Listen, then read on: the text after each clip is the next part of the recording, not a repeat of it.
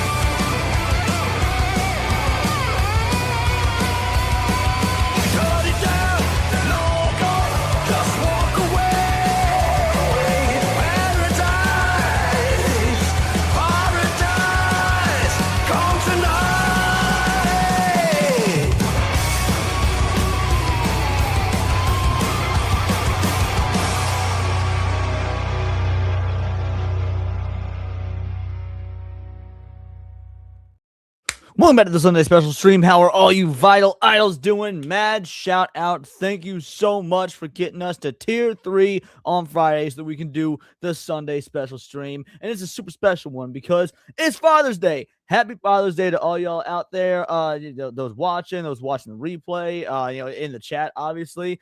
Sev, tell the people who you are, what you do. Yep. I'm a Sevi. I'm a gamer. I'm a lawyer. And I just come and hang out and roast Leon. You roast Leon, not Leona. Yeah, not Leona. Yeah.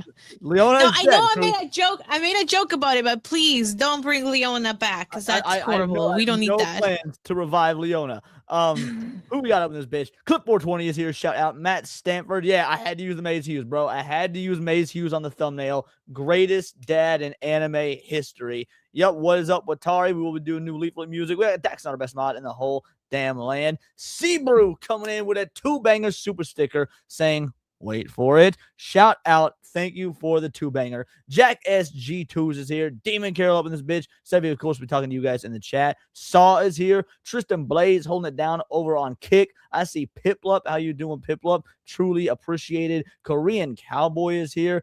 Dylan B up in this bitch. What is up? Matt Funcool. I know it's ahead of Matt Stanford. I think it needs to hit Matt as well. Lithium Lux Eterna also holding it down. Rip. Sevi has Sakura hair. So she definitely got shonen female hair going on. Yes. Kyle B. It's lilac. This morning. What? It's lilac. The color is lilac. And no, I like it. It looks good. You asked me, you're like, hey, should I keep wearing the wig for the show? I was like, I like it. Yeah, absolutely. No, man, it's great. We're gonna talk about Father's Day. We're gonna do some Father's Day stuff. Then we're gonna just do some chill reactions. Again, if you guys are new to the Sunday special stream, we don't do culture war stuff. We don't do culture war and politics on Sunday. Hey, shout out to Piplup. Thank you for the jewels. Truly appreciate it. Yeah, we just vibe. We chill. At some point, I'll be breaking out the vodka and we'll be drinking. And then we will end the night eventually with with Leaflit's new song. But that will be a ways off. Beyond that, I just want to talk, see how everybody's Father's Day went. Sev, how'd your Father's Day go? Did you do anything with your pops? He's in town, so. Yeah, no, he's in town. I made him a Father's Day card. So I made him a little chibi drawing. Told him happy birthday, and we just hung out Told him outside happy the porch. birthday? Not happy birthday, happy Father's Day. There we go. Man. Yeah, happy Father's Day. And then we just hung out there in the porch. It was great. That sounds absolutely incredible. I haven't seen my dad. Oh, that's so sad. I want to tell you how my Father's Day went, because even though you and I have been on the phone the last couple of hours, I've not told you because I wanted to save this story for stream. Yeah. Looking forward to releasing this new song, great content. So stick around for the whole show. So what did I tell you that I was doing the other night? Shout out Sleeping Nova. That you were doing? What do you mean? Yeah. What was I doing the other night in regards to Father's Day? Friday night, I told you. You said you were gonna go hang out with your stepdad and get your kid over there, hang out. I don't know, make some food or something. That thing. Well, I mean, yes, we did all that, but no. So I was like, I need to get my dad a gift. I need to get my dad a Father's Day. Oh gift. yeah, yes. So I got my dad this really nice OBD2 scanner. Do you know what an OBD2 scanner is? No. All right. So an OBD2 scanner is this little computer device that you plug into a port on your car, and it runs complete diagnostics and tells you if there's any issues or anything's wrong. My dad is very mechanically gifted. He loves working on cars. It's his therapy. My dad loves it, right? So I thought, perfect gift. This is awesome. A real nice OBD2 scanner. I bought it for him. So I come over on today, and I was like, happy Father's Day. Here's your gift. And he looks at it and he just sort of smiles. I was like, you already have one, don't you? He goes, yeah. Yeah, I do. Oh, I was no. like, okay, fair enough. He goes, I got you a Father's Day gift too. And he hands it to me. And it's a Dungeons and Dragons cookbook. And I laughed and I was like, I already have this. So me and my dad both bought each other Father's Day gifts that we both already had. Oh no! Oh my god! I thought it was super, because at first I felt super bad. I was like, "Oh damn it! I got him a gift something he already had." And then when he handed me the fucking Dungeons and Dragons cookbook, I felt so vindicated that he made the exact same mistake. I was like, "Yes, we both know each other so well that we got each other good gifts. It was just things we'd actually use. We just both already had them." Yeah, exactly. Good sign. It means you know each other well. That was my thoughts. That's what he said as well. Was the cookbook any good then when you tried it out? The D&D cookbook? Yeah, I've cooked several recipes from the D&D cookbook. And when we used to do D&D nights over at my apartment, I would spend the day prepping a D&D meal for us to eat, for me and all my group to eat while we play D&D. It ended up usually being like the most expensive meal I would make that week, because like I would go all out on ingredients. Like if it's a D&D cookbook, it's going to be like some weird esoteric shit. So I need to go out of my way to get specialty ingredients. Like it was not out of the norm for me to spend $50 to $100 just on one meal for the D&D cookbook. Oh shit. Yeah, to be fair, you can make it cheaper with other ingredients or cooking smaller portions. But I was cooking for the entire party. So but yeah, point is that that was my Father's Day. It was awesome. But yeah, man, we grilled filet mignon, made homemade mac and cheese, and we sat around and talked. We talked politics and YouTube and his work and all that. It was great. We had a very good Father's Day. And for those of you guys, my dad gets so much love on this platform, bro. Everybody loves Papa Paradise. Like for those of you, all right, black people, yeah, Juneteenth. Now it's time for the white man's holiday. Happy Father's Day to all the base dads out there. Too bad none of yours is as cool as mine. And this is Papa Paradise. This is jacked of paradise, if you will. My dad, a pretty fucking fit dude. You would not look at this motherfucker and think, oh wow, he is 59 years old. Definitely not. Yeah. Yeah, my dad's awesome. So yeah, we had a great Father's Day. Shout out, Dad, if you end up watching this on the replay. Once again, happy Father's Day. Thank you for raising such a base son. Also got this shirt, which is nice. I like this shirt. It's I got in trouble for this shirt. Wait, your dad watches your streams? Every now and again. He says he says I can only take about 20 minutes of you because you swear so much. Oh my god. Okay. So yeah, is this my turn to be embarrassed because I've never met him before? You will. Probably around Christmas or Thanksgiving or something. You will. But yeah, that penis behind you, Leon, in that pic. What? No, it was a big green egg. Hold on, it's a big green egg grill. Hold on a sec. Hold on. You know that my dad is king of the dads when you get a big green egg. Big green egg grill. Hold on a sec. I'll pull it back up. Where is it? Where is it? Where's the post? There we go. Share screen. You know what's hilarious is the fact that Daxner already put up the link. It says check out Leon's Father's Day post, bitches. Oh, So all you thank had Dad. to do is just look at chat. But yeah, dude, that's a big green egg. Like that is top of the line, real deal dad grill. Like that's if you want to know what the ultimate dad grill is, it's the big green egg. Yeah, I cringe trying to curse around my parents. Like, well, it's not even like I swear like a sailor. My dad doesn't. My dad rarely swears. My stepmom never swears. Like I've heard her swear a handful of times in my entire life. My dad rarely swears. He swears a little bit more when she's not around. And I swear like a sailor. I do try not to do it when I'm around him because I know he hates it. But when I'm live streaming, I swear like a sailor, bro. And yeah, no, it's again, he can only take about 20 minutes to listen to me. He says out of my 2-3 hour streams.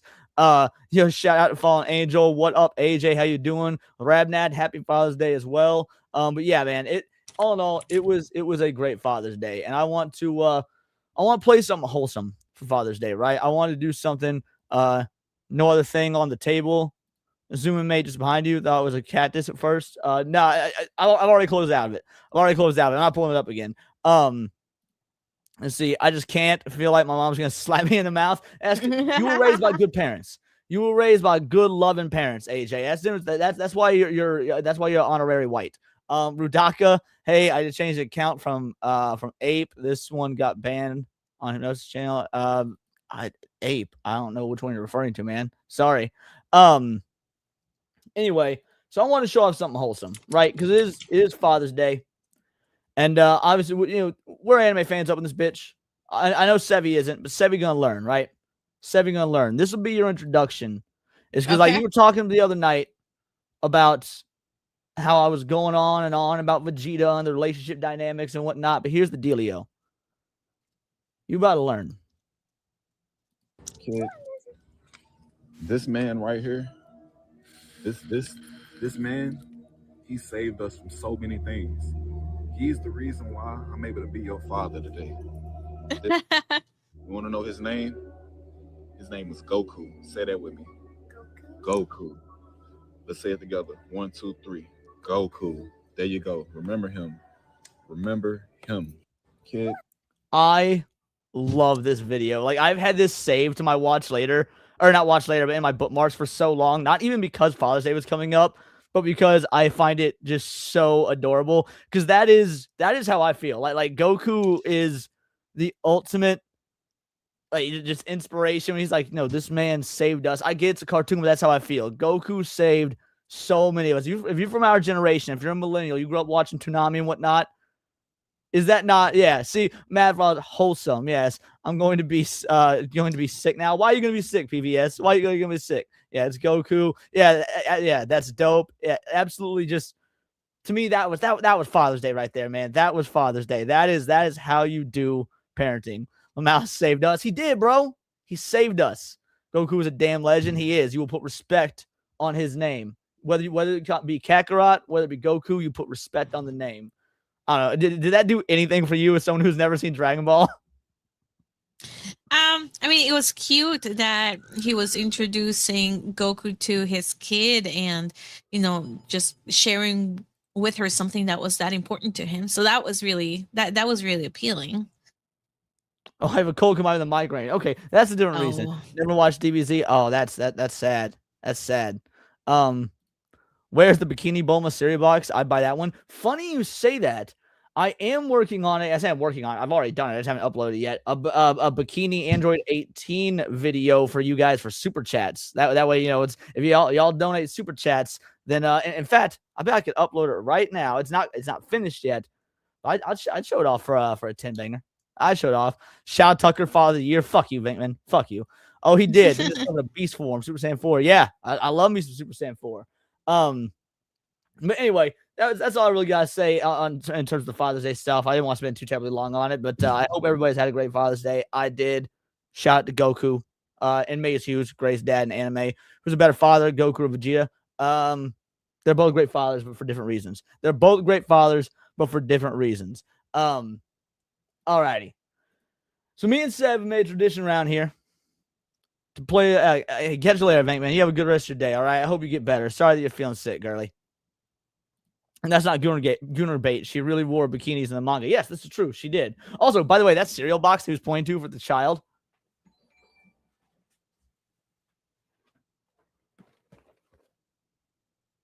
Of course you do. Of course you do. Unopened for the collector's purposes. I bought this shit like 4 years ago. Shit's probably stale as fuck, but got for the collection purposes. Yeah, there we go. Matt Stanford says, for a 10, you say? Alrighty, let me upload it real quick. I have to actually upload. And again, this is not the finished version because it's literally just going to be like rectangular instead of taking up the whole image. But this is for all you filthy fucking gooners. Let me get this uploaded. And then I will do a more enhanced version later. This is for you.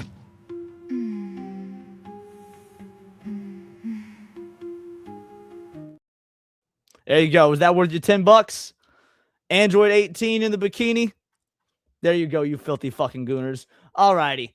We have made a tradition around these parts when we do these Sunday special streams for me and Savvy to go into a trivia challenge. Only this time it's not really trivia. We're doing something a little bit different. Save one character each round, movie, TV, challenge, quiz. Do you want to explain what it is that we're doing, babe? Yeah. So 4 characters will show up on screen, and you guys can also join in chat. And you can only save one of them out of the 4 different characters. It could be from anything. So, and the idea is to debate and see which one should be saved and who is right, Leon or me. Also, just vote for me. Don't vote for Leon.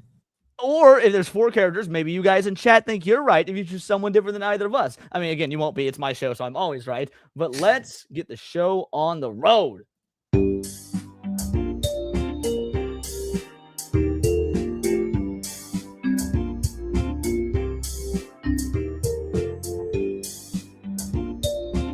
And remind me, by the way, after this, I have something to show off that Fear the Hat gets put in the Discord. Okay. Okay, this is number 1. All right, Iron Man, Batman, the Keaton version, Tobey Maguire, Spider-Man, Christopher Reeve, Superman. All right. In honor of Father's Day, me being a chivalrous individual, I'll let you go first. Who are you saving? Oh, I am. You know what? I think I'm going to save Spider-Man, Maguire, and say fuck everybody else. Because even though Iron Man was a solid movie, first of all, Keaton kind of sucked as Batman. I didn't like him as Batman. Why are you making me all full screen? I can't see the characters anymore. I want you to repeat what you just said. Okay. He sucked in Batman. Okay. He sucked. Bro, we got to open a whole new ass can of worms right now. Why do you think Keaton sucked in Batman? I didn't think he did a good Bruce Wayne, and his Batman was just like too stoic. It didn't really seem to have any dimension. Wow. I don't think I've ever heard anyone in my life say that Keaton was a bad Batman. Holy shit. See, Keaton was not that Batman. Yeah. By the way, I don't think he was either. Reeve was the best Superman. I'll give you that. But we will actually be reviewing that on Master Mondays on Nick's channel tomorrow. By the way, me, Nick, and a bunch of others will be breaking down Christopher Reeve Superman.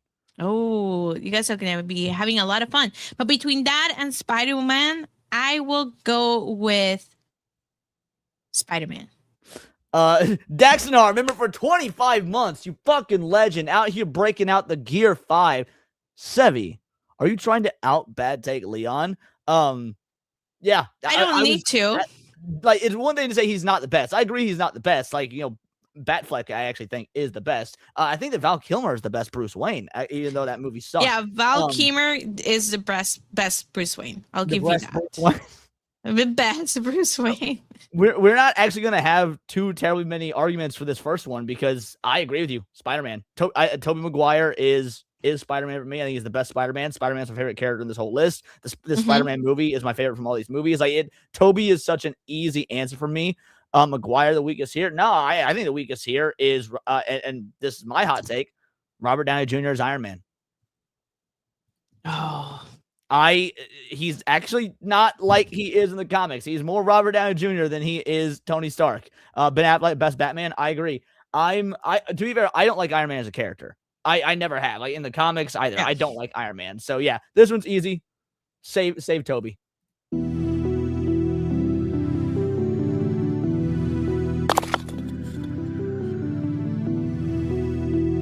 Pluto, Santa's Little Helper. Oh my goodness. Scooby-Doo. Blue from Blue's Clues. Okay. I mean, we're not just picking which one's the best. We're literally, if we pick one, all of the other three are wiped from existence. Yes. Dax, you say no contest. I think this is a contest. Oh, I'm struggling. All right. So, do you want to hear my take while you think of? Yeah. Give me your take. Okay. I will save Scooby-Doo. The reason for that is, one, I don't care about Blue's Clues. I've never seen it. I don't fucking care. You can go to shit. Two, I hate The Simpsons. Sorry to anybody that loves the TV show The Simpsons, but I hate it. It's a horrible, horrible TV show. It's stupid. It's retarded. It looks weird. And then, even though Pluto is nice, he doesn't contribute to anything. Scooby-Doo is the main character of his show. Everyone else is saying Scooby, and like, you made it a compelling argument for Scooby. I think Dax is learning so much about you tonight. Holy shit, dog! Yeah, these are all dogs. True. I think I hurt him in a really bad way. Santa's Little Helper can burn in hell. To hell with Pluto. Save Scooby. Yeah. He can talk. Oh, that's a good point. Scooby is the only one of these that can talk. Mm-hmm. Well. Sorry, I hate The Simpsons. I hate The Simpsons. It's a fucking horrible TV show that it should have never been made. Drunken Ferret says, I'm killing Scooby. Damn. Stevie has to out-bad take Leon. Dude, chat is getting... Damn, bro. See, sorry, I'm still torn because, like... Sorry, I'm not sorry. Mickey Mouse is, one of the greatest characters of all time, and where would he be without his best friend and his partner and his compadre, Pluto? Pluto doesn't do anything to Mickey Mouse. Mickey Mouse could still exist, and he has a bunch of other friends he could do shit with. Pluto doesn't contribute anything. All right, I'll concede. All right, Scooby wins. I'll concede.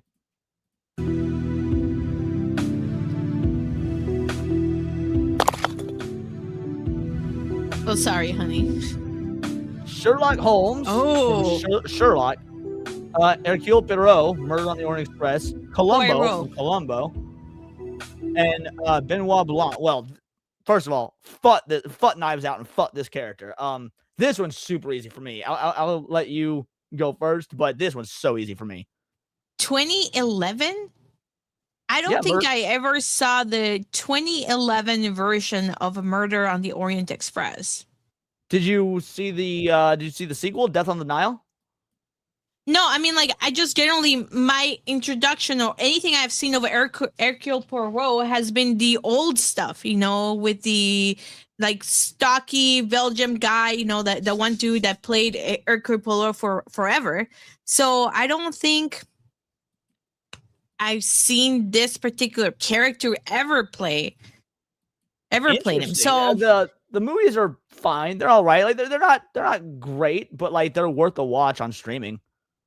I'm gonna save Sherlock Holmes. Yeah, That's wrong. Yeah, the 2010 Sherlock Holmes. Like, so many shows do this thing. That was such a good show. It really was. So many shows do this thing where they will take like a character that existed in the past and be like, oh, let's put it in present day. I don't think any show has done it as perfectly as Sherlock Holmes from 2011. Like, or as Sherlock, I guess the character Sherlock Holmes. So yeah, Sherlock is that's Chad is overwhelmingly saying Columbo, and to be fair, that's a good answer. But damn, like this Sherlock show, it's one of the last vestiges of like great television. I highly recommend this to anyone that hasn't seen it. And then fuck Knives Out. So yeah, I'm going Sherlock.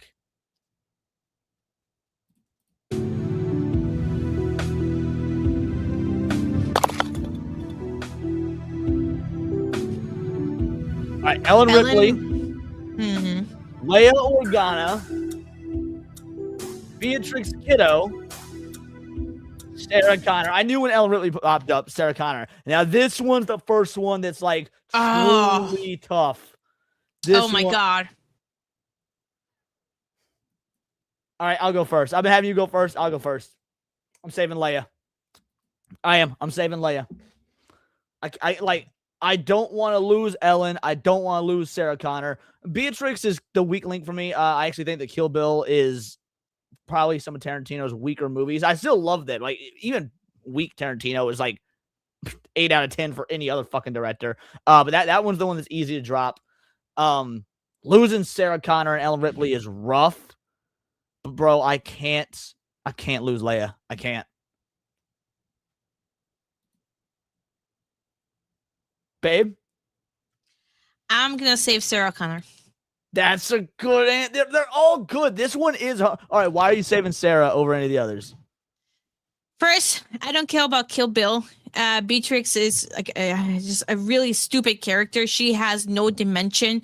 All she does basically is, it is basically just a action movie on steroids. That's basically what the entire thing is. It has some good fighting sequences, but other than that, there is no dimension to her character. The entire thing is like, oh, she got pregnant, and because she wanted to keep the child and run away from being an assassin, they tried to kill her, so now she's getting revenge. She has no other dimension. I don't care about Ellen Ripley because I don't really care about the movie Alien or Aliens. Yeah. Alien is one of the greatest. Alien is one of the very few movies I've ever given a perfect 10 out of 10. The first Alien movie, I think, is truly a flawless film. I just don't really care that much about it. Like, I've seen it. Wow.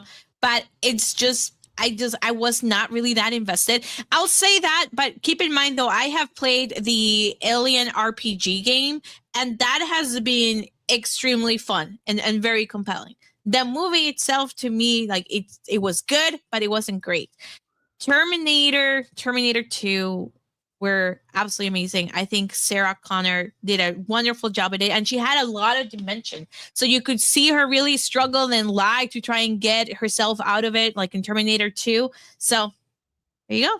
That's it. All right. Hold on. I keep seeing that. First of all, Zach said what I just walked into. Me and Sev are playing save one character each round. And this is the round we're on right now. So one character gets to stay, all the rest wipe from existence. For all of you guys saying that, like, because I'm seeing this argument, Disney killed Leia. She can die, unfortunately. Oh, after what Kathleen Kennedy did to Leia. I don't disagree with that, but let's not pretend the same thing didn't happen to Ellen Ripley and Sarah Connor. Terminator Dork Fate. Come on now. Sarah Connor, like is character assassinated. Ripley, they character assassinated Ripley multiple times over. So yes, if the character assassination thing is your argument, Beatrix is the only one that didn't happen to. So just saying, Sevi, no, don't be Nadia. I'm not trying to be Nadia. And Hypno is roasting me in chat. What did Hypno say? He said, are all bad takes built into every Hispanic female? First Cassie and now Sevi. Why am I not seeing this chat? Where is it? What the fuck? Scroll up. It's two after Sack says Sevi no. Oh, here we go. Our bad takes built into every Hispanic female. Dude, yeah, right. Like that is not like Alien is a wild take. Did you ever play Alien Isolation? The video game? No, I didn't. This is why 6 marry white women. But like I did play that role playing game, and that was really fun. That was absolutely fun. I had so much fun playing that one. Okay, so why are you saving Sarah over any of these others? That's not a bad one to pick. This one's truly difficult, but why? What makes Sarah worth saving over these other three? Because I liked her character and her dimension more in Terminator and Terminator 2. I think she was flushed out more than Leia was. I mean, Leia's still a good character. If Sarah was not there, I would have saved Leia. Yeah, I don't care about anything that happened after Terminator 2. I'm pretending all that shit never existed.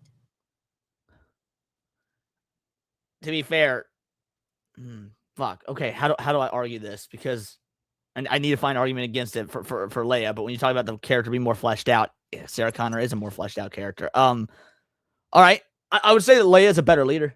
Leia is a better leader, and choked out Jabba the Hutt. We watched Terminator the other night, fun times. Yeah, dude, the first Terminator is everyone talks about T2, and I love T2. T2 is great, one of the greatest sequels. Fuck, yeah. I just lost. What? You want to know how I lost? How? I have been telling people for years, and I mean years, that T2 Judgment Day is a better sequel than Empire Strikes Back. So I can't choose Leia. I've fucked up my own argument. Shit. Well, I assume generally people will want to save Leia because of her outfit that she was wearing when she was like with Jabba the Hutt. Save that Leia would be the only Leia. reason. And there's nothing wrong wanting to save Leia because it's slave Leia. Yeah. So, I mean, like, if you're voting for that outfit, then I understand. I will also say I have that cosplay outfit, so vote for Sarah Connor. Compared to the third movies, though, well, to be fair, the third movies, Return of the Jedi and T3, are both the most despised amongst their trilogy. Now, Return of the Jedi is actually my favorite Star Wars movie. It's my favorite. I know it's the other issues and whatnot. T3 is half of a good movie. It has a lot of really good ideas to it, like not being able to stop Judgment Day, only being able to delay it. Like T3 and Terminator Salvation are each half of a good movie. Yes, save slave Leia. Yeah, I'm all for saving the slaves because we need more slaves. But I think I'm going to. Is this the first one we've disagreed? Well, yeah. Although technically you disagreed with my take on Batman, but that was not about. Oh no, but it's about what character to save. Okay, yeah. Well, I don't. If you're keeping the score, give yourself the point. This is the first time we've disagreed, and I've conceded your argument. Give yourself the point. Yeah. Let's go. Maybe you'll win this time.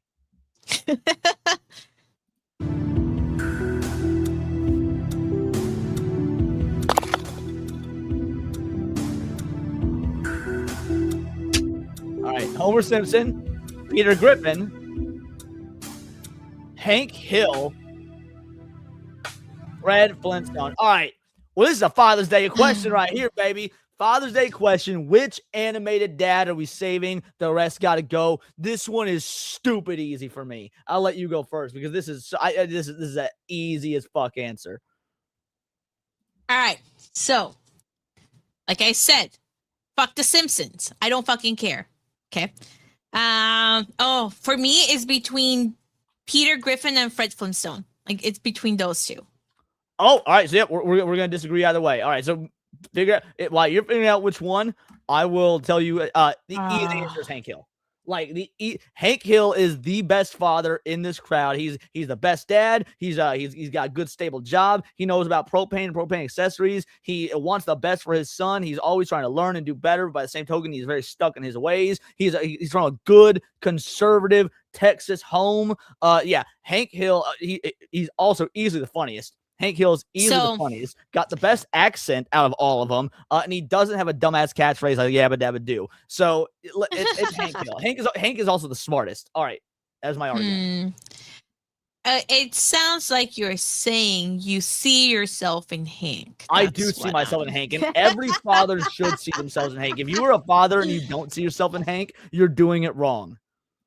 Oh my god. Okay, I'm gonna go with Fred Flintstone. Because he always cracked me up. He was so funny the entire time. And he had a wonderful relationship with his daughter. What was his daughter's name? Pebbles or something? Yes, Not- Pebbles. I was about to say, Yeah, you're both, Pebbles. you can't even remember the daughter's name. I can tell you Hank Hill's son's name, Bobby. But yes, you got it. Okay. It's Pebbles. Yeah. Yeah. So he had a wonderful relationship with her, and she could never do no harm. And there was a beautiful relationship to watch. Okay, Daxnar is correct though. Whoa is kind of a catchphrase. So, all right, chat. I'm gonna need we'll just type in the chat who you think won the argument. Hank, me, Leon, or Sevi? Because I'm not gonna concede the argument on this one. I'm not gonna concede and give her the point. Hank is the one that needs to be saved. Leon sees himself in Hank. I do. That's what I said. Hank says Sevi. propane accessories. No, oh no, more people are saying Leon. Okay, it looks like you won that argument. Leon. At least I got Sevi, one vote. Leon. Neither. Leon. Oh, there we go. Thank Hank, you. God of the Sea voted for me. There we go. Yeah, there we go. You've gotten 2 so far. Leon got this 2 one. votes. Yeah, I'm pretty sure. All right. You're both wrong, Peter. Peter's a terrible fucking father. Peter is the worst father on this list. Like, but he's funny. I know you hate The Simpsons, hun, but you have to admit that when it comes to, like, as a dad, Peter's worse than Homer. Mm-hmm. Okay. Yeah. I'm pretty sure I won this one. So hey, I'm gonna. Everyone voted for me. Here you go. I got 3 votes. Thank you. I've gotten a lot more than 3. So yep, I'm taking the dub. We're gonna keep going.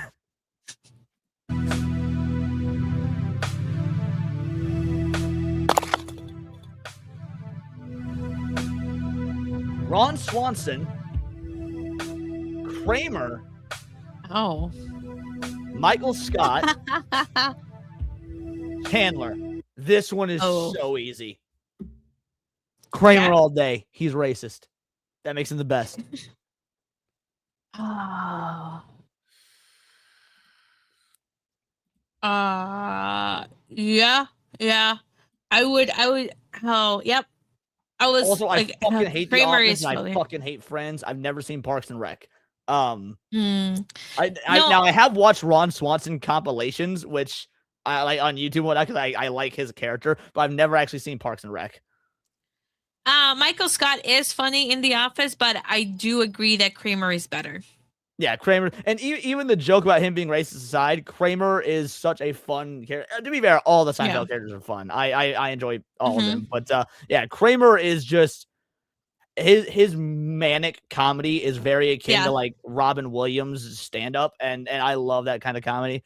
Friends is but Chandler's hilarious. I will say that Chandler is one of the only 2 funny people on that entire show. Like, the only funny characters in Friends are Chandler and Joey. That's it. Everyone else fucking sucks. Yeah, I agree with that statement.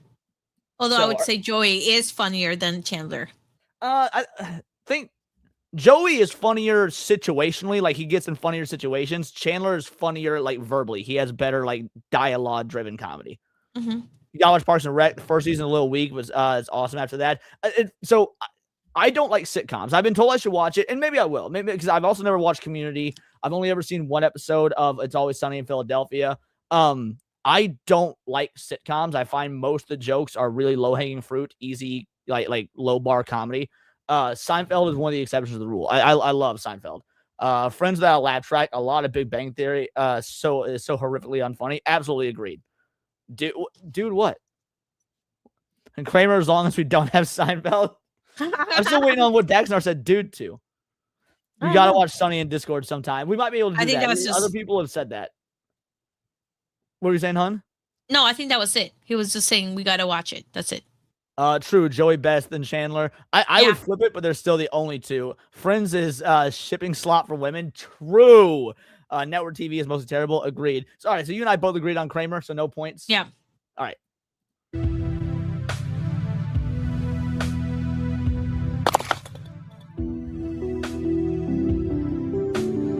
Oh, Uncle Iroh. Roshi. All right, well, I'm saving Roshi. Yoda. Fuck Yoda. Yoda's a piece of shit. And Oogway. I've never seen Kung Fu Panda, so I can't speak to this. The answer is obviously Master Roshi. And if you don't agree, why are you even here? Go on, hun. Wow. Okay. I don't know the Avatar one. I don't know, but from the little I know, I do agree with Roshi. There we go. Perfect. Yeah. Perfect. Uncle Iroh, no debate. There, Uncle Iroh didn't invent the Kamehameha. Uncle Iroh didn't fight the gods of destruction. Uncle motherfucking Iroh isn't a perv, which is one of Roshi's best qualities. He had to train to not be a rapist. That's fucking based. So all y'all saying Iroh? No. Roshi clowns on Iroh. It's not even a competent bro. Iroh ain't fit to fetch Roshi his pipe. I'm waiting to see if Daxnor freaks out. He's still here. I've only watched the Netflix movie. It was in Netflix. The Avatar first version. The live action one. Avatar. Yeah, the live action. That's the only one I've watched, and it was good. But I heard that the actual stuff is better. So, because I've never watched the anime, so that was the only thing. It was like, oh, this looks pretty decent. I'm gonna be real. No, I agree. Roshi deserves to be saved over the others, just barely. I didn't grow up with Avatar. I didn't watch Avatar till I was an adult, so I have no nostalgia for it. So, like, while I can look at it and be like, I'm talking about the cartoon, it's like objectively, it is a good story and stuff, but I don't love Avatar because I didn't grow up with Avatar. All right, by the way, no points as we end up green. Dragon Ball away from Avatar base. Ooh, Vito Corleone, Tony Montana, Frank Costello, and Santino Laspietro. It's the only movie here that I have not seen. Fun fact, The Departed is one of my favorite movies of all time. However, I don't really, I mean, you're not supposed to like Frank's character. I'm going to go with Vito Corleone. Oh, good. We disagree because I was going to go with Tony Montana. So, all right, make a case for Vito. He's a family man. He has a very high standards, right? And he does what he can to protect his family and his son. And he does the best that he can. So for him, it's not everything just about revenge or making an easy, like, quick buck. It's more about being an upstanding citizen. I would say more like an upstanding gentleman, not really citizen. But yes, I get what you're saying. Yeah, gentleman. Yeah, Shieldwall. I also think Tony is the most interesting character. Here's the dealio. While every reason you chose Vito is why I wouldn't choose Vito. Tony, bro, he a man of violence. He had to claw his way from the bottom to the top with violence and grit. He's got a dope ass cocaine addiction. Like, Vito will send his guys to kill you. Tony will show up to fucking kill you. Yeah. So I mean, like, Tony. Tony would be my second, but my first one is Vito. All right, chat. Her and I disagree, and I'm not going to relent on my argument. Time to tell us again. Who is it? Vito or Tony? Say Sevi or Leon. Whoever gets more votes gets the point. I was saying Hugo says all need to go. All need, technically, that is true. They do all need to go. All right, Dax says Leon. Oh, thank you. Sevi. Oh, you got more votes than me so far. Melva Sky says Sevi. Shit. Oh, it looks like I'm winning. Yeah, you are. That's only the second vote for me. Oh, okay, third vote. All right, we're tied up right now. Whoever gets next vote will take it. It's not an anime. Surprisingly, Leon has a good take this time. But yeah, right. It's every now and again I can do it. Tony has honor for the family. He refuses to take children. At final, I said next vote. Next name gets it, and it was for Sevi. So I will give you the point. Oh, yay! You are leading. Yeah, sometimes we need a poll. Yeah. So sometimes, yeah. Well, the thing is, these go by so quickly. I'd be making so many polls, but yeah, I guess maybe we can. We'll see if it works. Oh, I love evil characters. They're the most chaotic. Larry David, Frank Reynolds, Captain Holt, G.O.B. Captain Holt for me. It's Captain Holt. I had never seen Brooklyn Nine-Nine before, you started showing me the show, and I have fallen in fucking love with it. It is the amount of times I've actually laughed out loud at Brooklyn Nine-Nine. Frankly, kind of disgusts me. Like it is. It is. It's such a good show, and like what? So we have like the characters, and I explained to him because like you thought my favorite character was Rosa, right? You thought Rosa was gonna be my favorite character. Yeah, I thought Rosa was gonna be your favorite character. Yeah. To be fair, Rosa No. is my favorite character. I mean, I like Rosa, but my favorite character is Gina. Yep. Gina is my favorite character because she's so chaotic. She just says what she means, and it's absolutely hilarious. I just love Gina. She's amazing.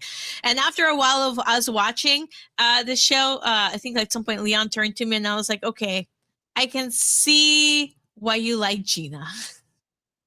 Yeah, it's. And to be fair, yes, guys, I have not seen Frank Reynolds. I have not seen It's Always Sunny, so I don't know much about Frank Reynolds' character. I've seen all of one episode of It's Always Sunny. To be fair, it was a hilarious episode. It was the dentist system episode, and the dentist, like, it was a fucking hilarious episode. I've just never seen anything else. But like as I've only just now watched Brooklyn Nine-Nine for the first time, it is. Yeah, it's again no points on either side because you and I agree. Yeah. Great one to start with, Leon. Yeah, well, the funny thing is, this is gonna make me sound like a real piece of shit. The friend of mine that showed me that episode is like, just so you know, you literally do this, and he put the episode on. Brooklyn Nine-Nine's writing is so sharp, and the Backstreet Boys scene is iconic. We haven't gotten the Backstreet Boys scene, have we? So I haven't seen it. You haven't seen it, but I agree with this statement. Gotcha. Yes. And yeah, the writing is incredibly sharp. And I think that's because I was saying earlier I don't like sitcoms. Because it's a sitcom without a laugh track and it is making me laugh out loud, I think that is why I am enjoying it so much.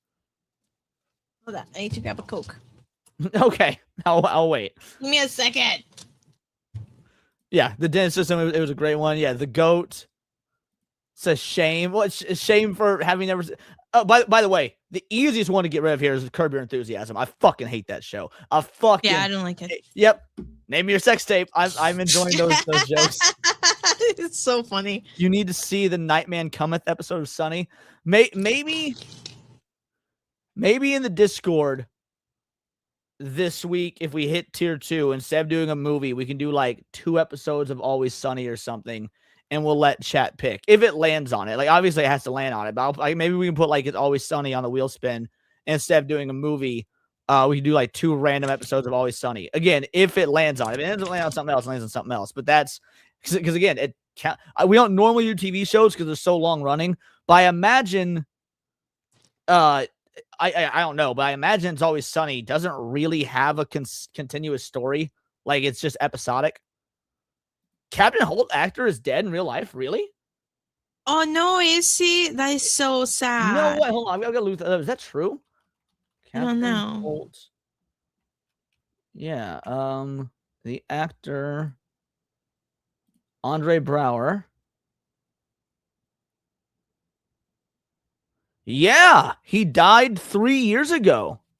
Oh no. Damn, I did not know that. Me neither. Wow. Well, thanks for ruining that for me, guys. Oh, it's so sad. He always did something- such an amazing job. Sam has a lot of great continuity over there. To be fair, so does Futurama. What I mean is that I shouldn't have said that there's like no continuity or anything. What I meant is that I imagine it's like Futurama in that while there probably is like an overarching thing, it really doesn't matter. Each episode you watch in isolation and still appreciate in isolation. That's why I was more or less trying to say. Oh, Brimstone votes Diet Coke. Thank you, Brimstone. I think that's a vote for me. No, I didn't know that. Again, I only started watching the show, babe, a month ago? Yeah, it's just about. Damn. No, we're still saving him. We'll bring him back to life. Yeah, exactly. Yeah. Like We'll Evanescence. sell our souls. This is good. Okay, Straight to the Mail says yes. So you can hypothetically just jump into any episode of It's Always Sunny and watch it in isolation and still be fun. Okay.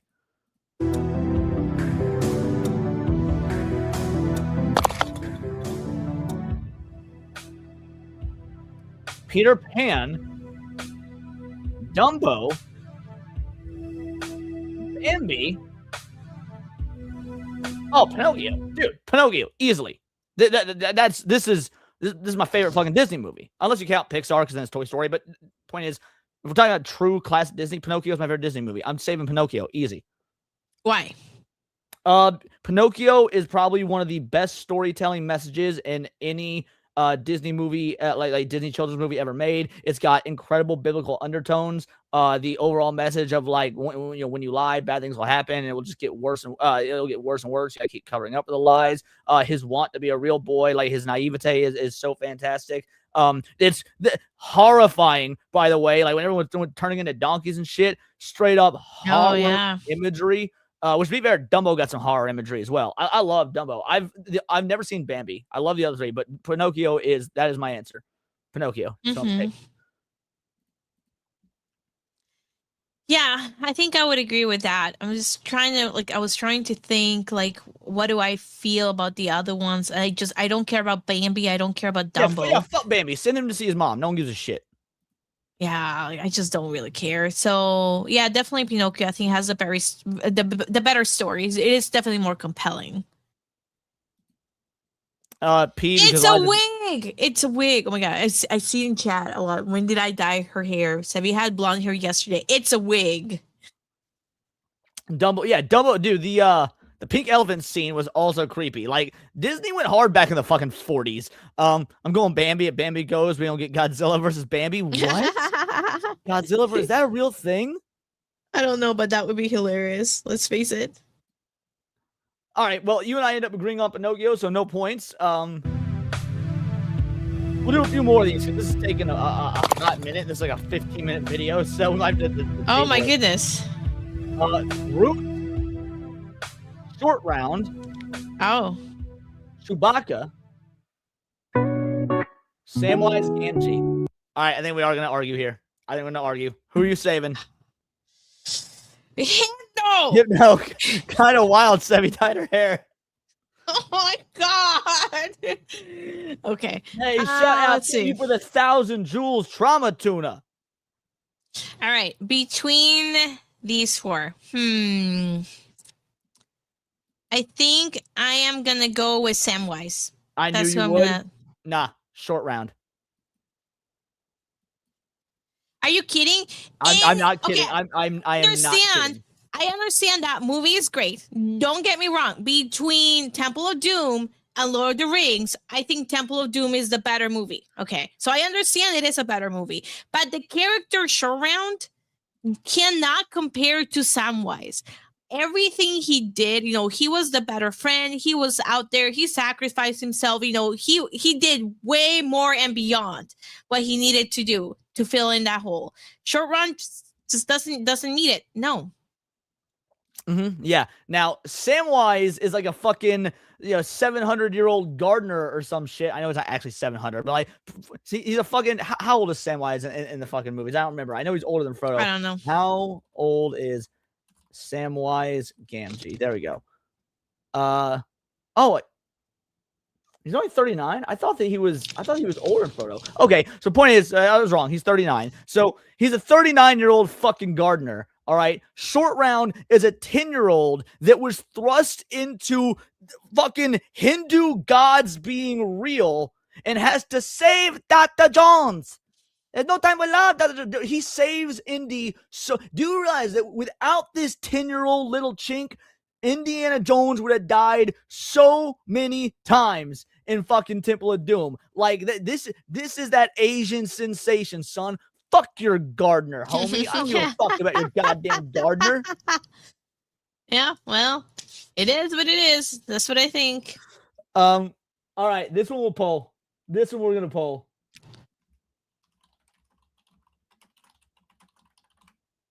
Dude, fuck Samwise. Everyone sucks Sam's dick. I don't give a fuck about Samwise Gamgee, bro. Wow. Shout out to Elmer Butt for a crazy. Sam filling that hole, huh? Clerks 2 is all I think of. There's only one return, and it ain't of the king. It's of the Jedi. Mount Doom beats Curry Temple of Doom. Hobbits age normally. No, hobbits age. They're not like elves. They're biologically immortal, but hobbits do age slower than humans. Oh, going with short round. Vote Damn, for me. Vote for me, guys. close. Vote for It's me. at 50-50 right now with 26 votes. Please He was Dad in vote the Goonies. for That's me. true. Short round is dumb. Tiger King. How you gonna He go get is your own dumb. kind? He is an He Asian is just dumb. like you. This could have been you when you were a little boy. You could have been saving Harrison Excuse me. Ford. I think Tiger would have been way smarter than Short Round. So just saying. Just putting it out there. Okay, well you are winning so far with 30 votes. Into this in a tie, Thank you. bro. That would be To Sevi. I'm with Sevi on this one. Thank you to everybody who's voting for me. You guys get hearts. Leon, you get no hearts. Tiger King hates Asians, Leon. No, Tiger King doesn't hate anything. He despises things. There's a difference. But that widescreen vision kid, he punted. Widescreen vision. Yeah, dude. Short round is the only Asian that can drive, bro. Oh my god. Only Asian. He is though, like Hey, Dad and Goonies. They both do Driving that. does not require a lot of skills. It does for Asians. Shout out to Seabrew for the 10 jewels. Thank you so much, homie. Just a reminder that Yeah, Samwise really carried Frodo on his back. Samwise is That's entirely true. more heroic. Yeah, he is. I agree Oh, with no. this. Yeah, Samwise did a thing that was physically possible for him. Short round drove a car that he couldn't even see over the fucking dashboard for. Oh, you can't tell me you've never driven a car as a kid. Yeah, of course I did. Well, see, there you go. And he's brave. They're both brave. Sam was fuck it, I lost. Whatever. Goddamn point. It was close. Oh. It was 53-47. I'm actually really proud of all of you guys that voted fucking short round over dumbass Hobbit. How does his feet even reach the pedals? He tied blocks of wood to them. Be brave for an afternoon. It ain't all that hard compared to several years.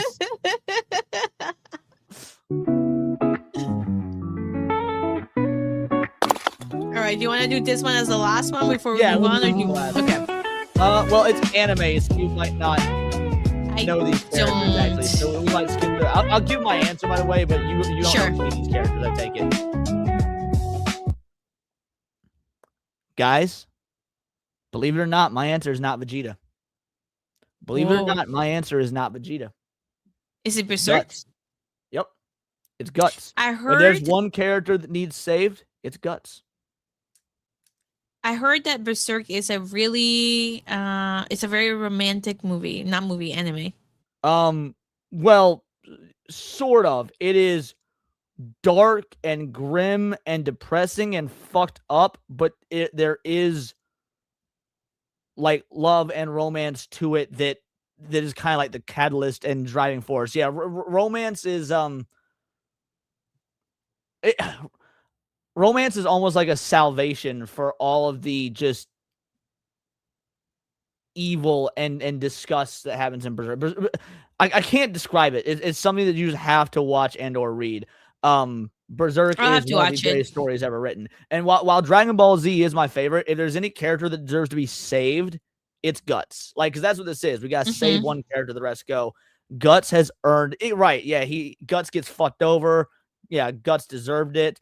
Yeah, it's very, very rarely does a character just get shit all over by the world for no fucking reason other than existing. He's like Job in the Bible, for anybody that knows their biblical lore.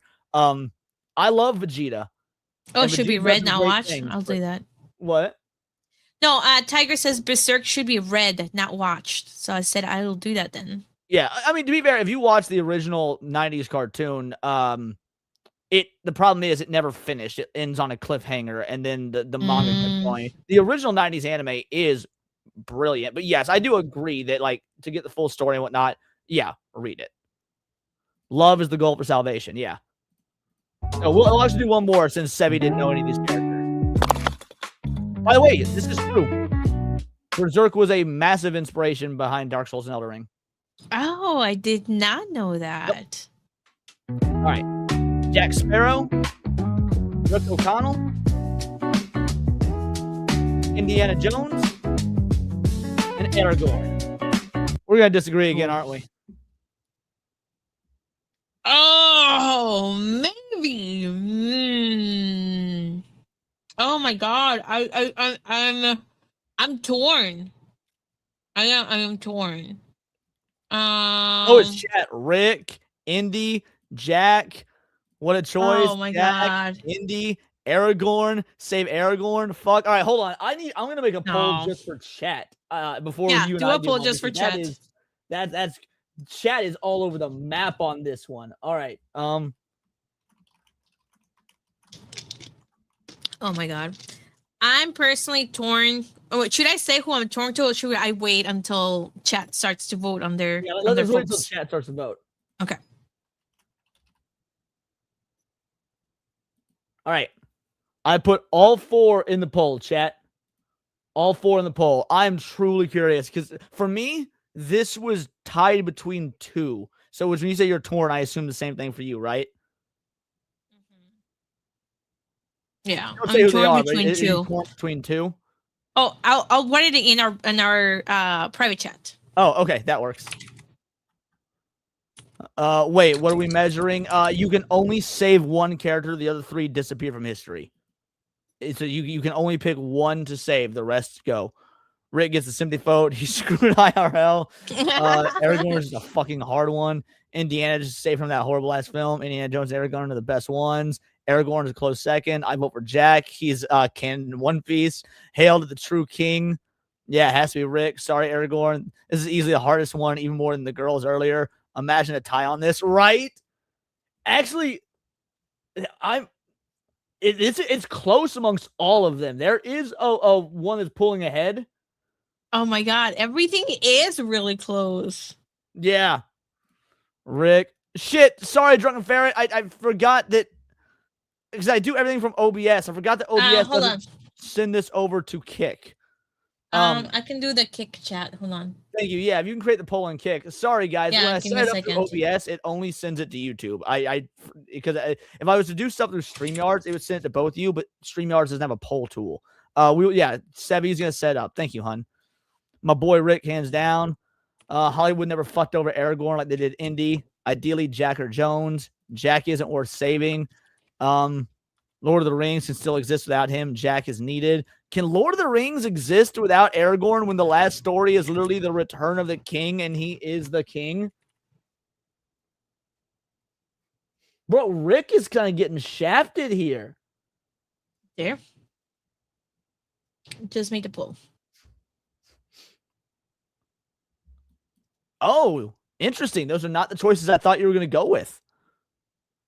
Oh. Rick is at least a good Okay. father figure. Trunks says, yeah, thank you. Where did you think I was gonna go? I will say after we start talking about it. Okay. And Kick is given similar answers to the YouTube side. Alrighty. I haven't seen any new votes in a bit on the YouTube side. I'm going to close the poll. Aragorn won pretty handedly. It wasn't for Aragorn, Frodo would have had the distraction, if I remember correctly. Wouldn't have had the distraction. Yes, that is correct. That is also true. Mm-hmm. So, alrighty. Who wants to go first, hon? You or me? I'll go first. I go first. I don't think most people are gonna agree with me, and that's okay. I'm torn between Indy and Jack Sparrow. I'm torn between those two. Who did you think I was gonna go for? I thought you were going to go for Jack or Aragorn. No. And I knew Jack was going to be in there, by the way. I just didn't know who the other one was. Yeah. And the reason I'm torn is because one, Rick in The Mummy, he just seems pretty awkward. Again, not a huge character development until you get too much lawyers. You know, and I would say Aragorn was pretty essential to the movies, but I liked the characters of Jack Sparrow and Indiana Jones more.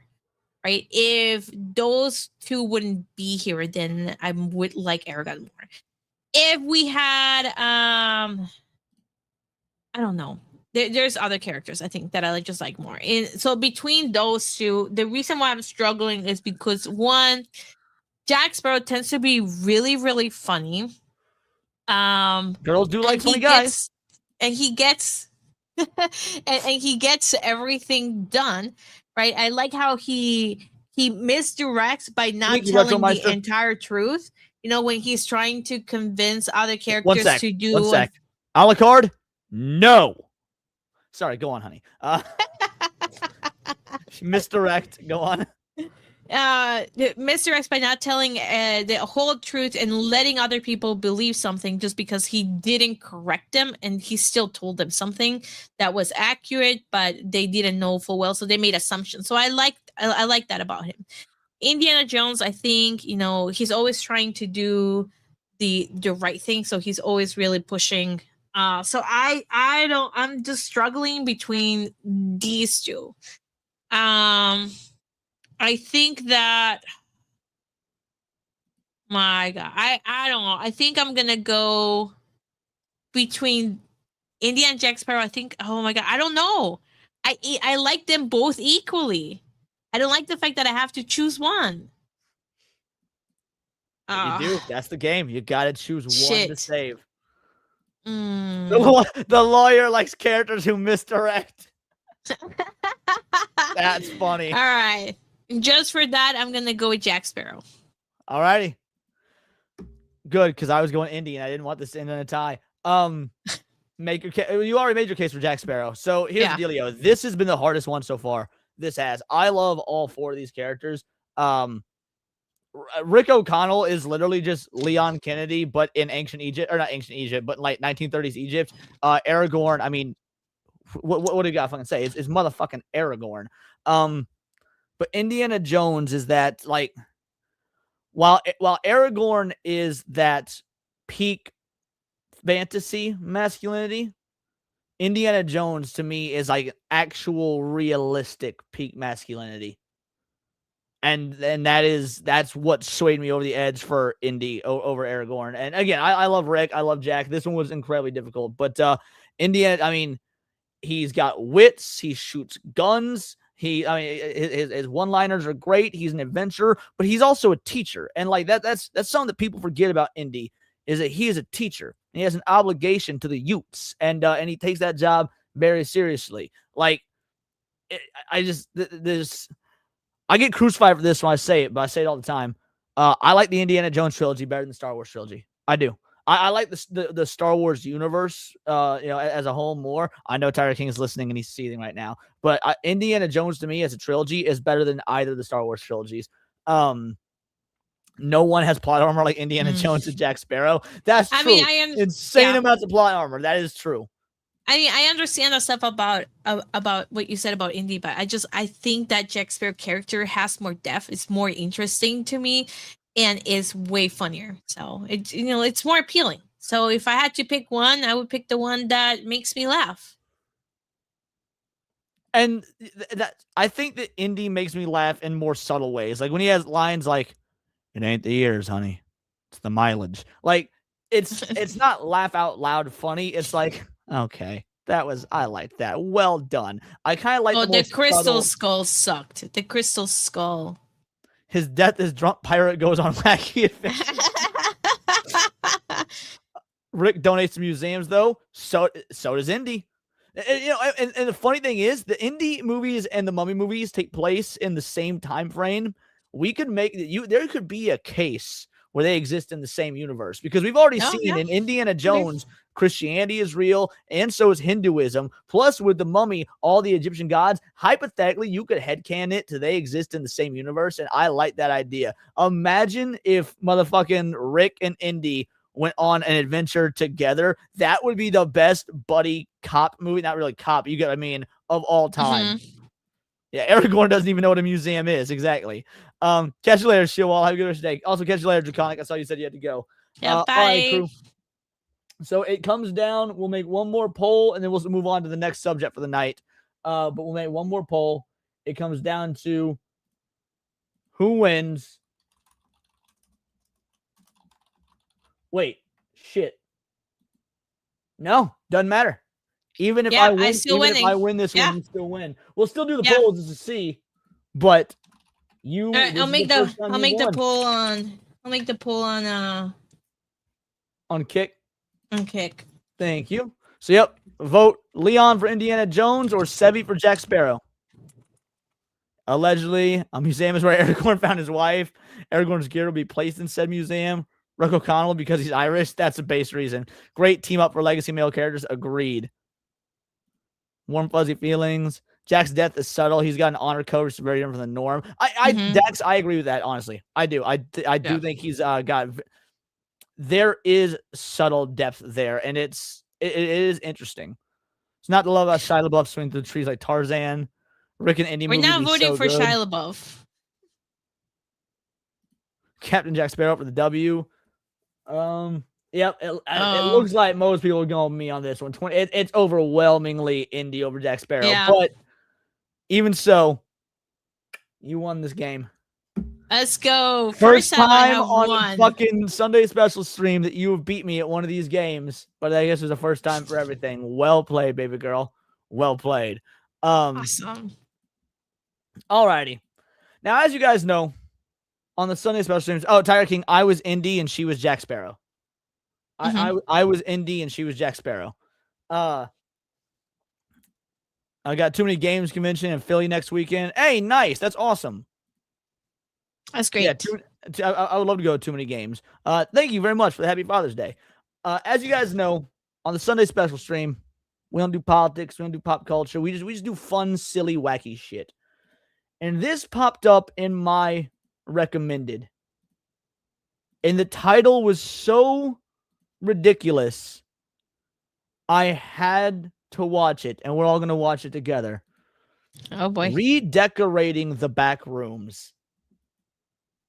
I don't know what this is. I think it's going to be stupid, but goddamn if I'm not curious. My team here needs our help. So let's redesign the back room. Right. Okay, but first, I did say I gotta show those off. You didn't remind me, babe. You're fine. Alrighty. So these were made last night during Saturday Night Hypnosis. Let me stop sharing that screen.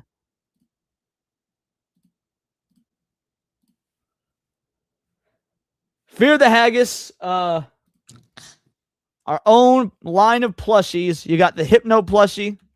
Oh! The Sheepsidian plushie. That's Hey, thank you, Drunken Ferret. Fake Wizard, the plushie. Sevi, the plushie. I love it. Me, the plushie. Atreus, the plushie. And then there was a couple more.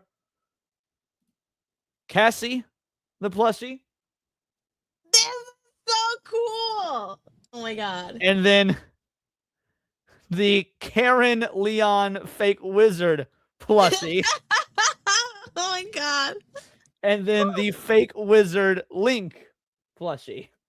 I think that was all. And then there was all of us as the Malignant Narcissism rock band. Where is this? This was a DM that was sent to me. So I can DM? send you these. Yeah. All right, how do I stop? There we go. Stop sharing. Wizard says, "What did I walk into?" Dude, This is so cool. I love it. Yeah, we need to make these a reality. We need to make these a reality.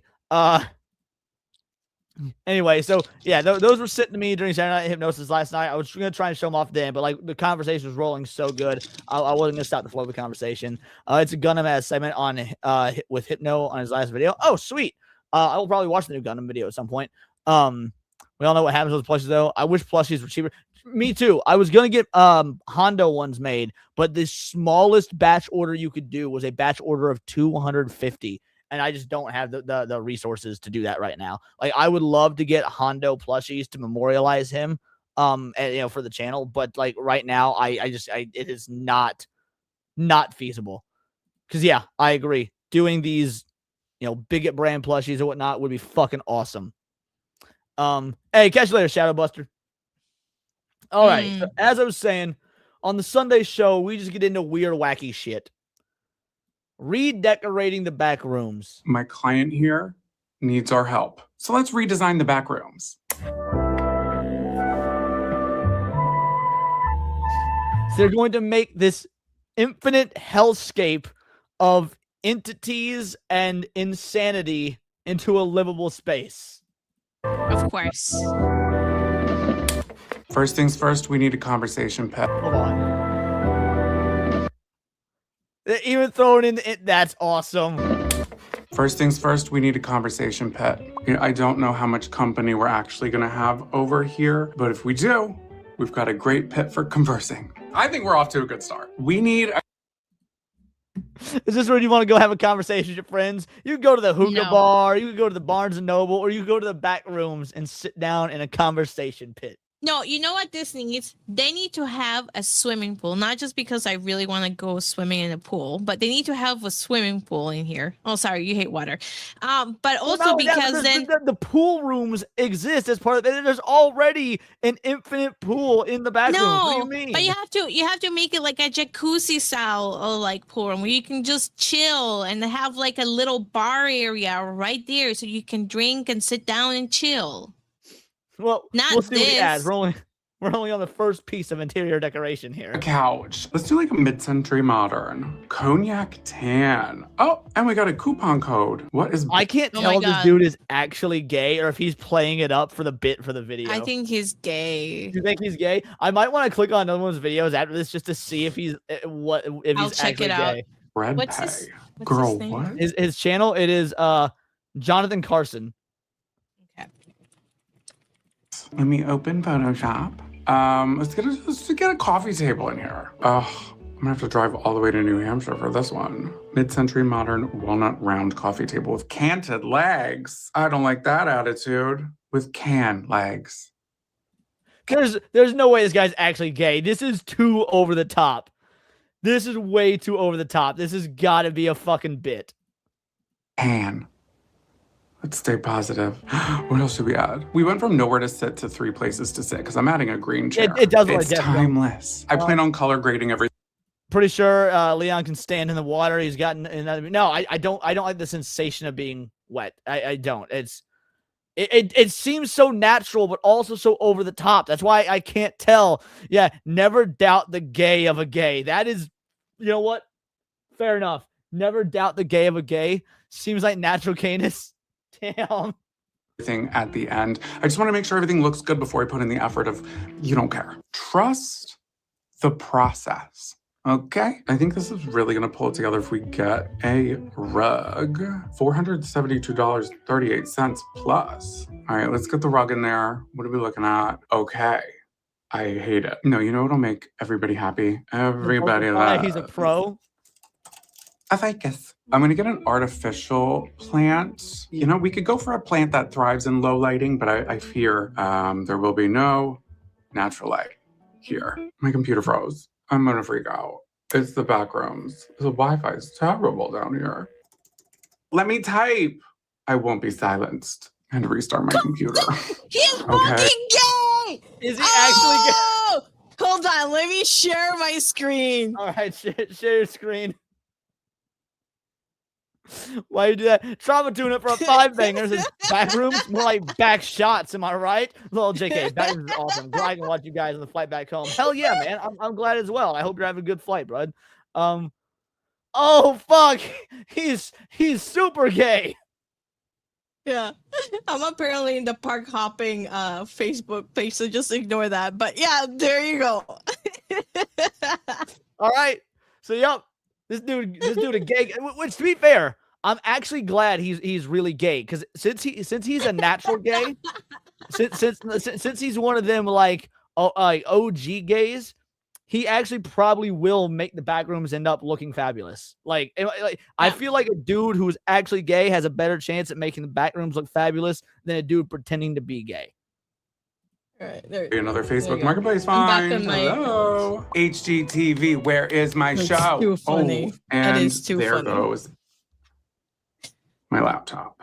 We need to add a little bit of depth. Let's get something going on back here in these little hallways. What can we put back there? Oh my God, we're going over budget here, people. It needs- over well, that's what $1,000 Sophie for a said. chair. I just know. keep it alive. It's Just a found seller's that dude was market. gay. you know? Couldn't play It needs Honestly. a pool.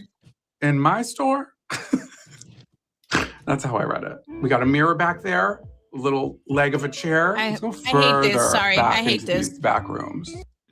Does he actually end up doing any legitimate photoshopping? I'm curious. I don't like this. Because of the gay?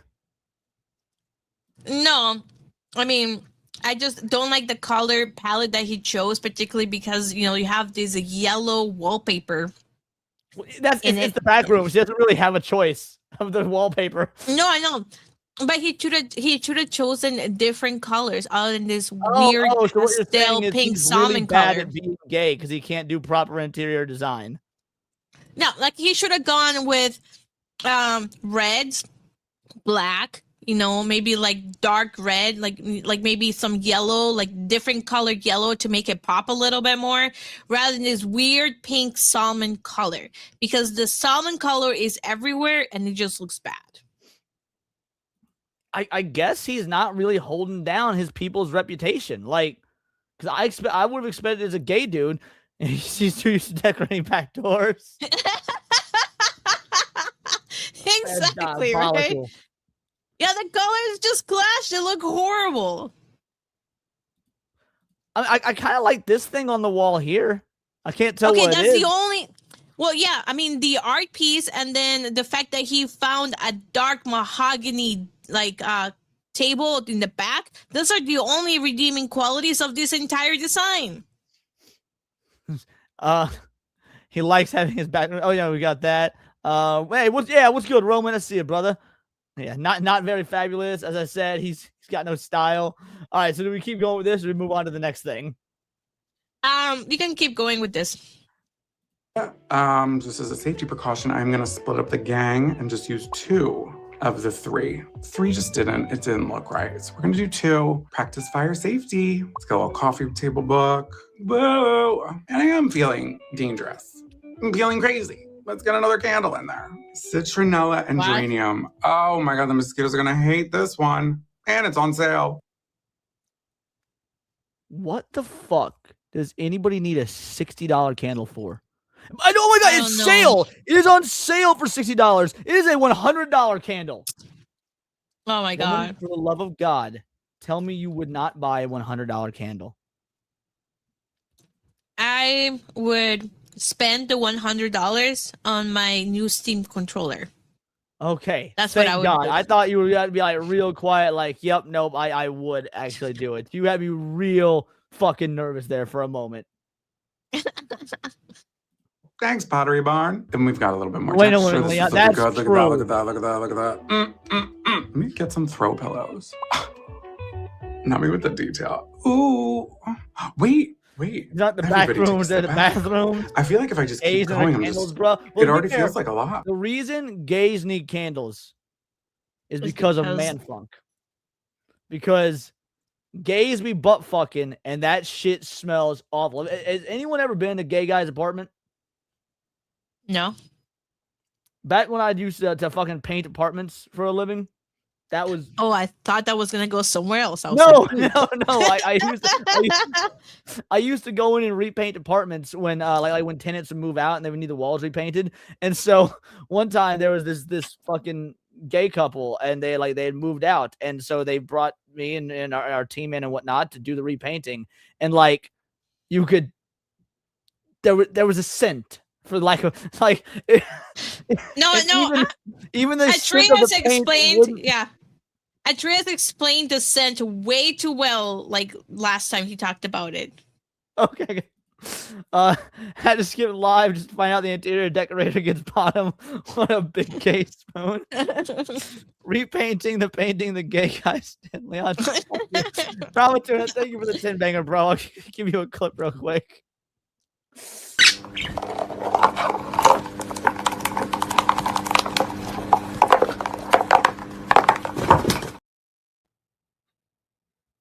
Adorable little bird. But I think, okay, wait, let me colorize this. Hold on. Give me 45 minutes. Hold on. 45 minutes to do that.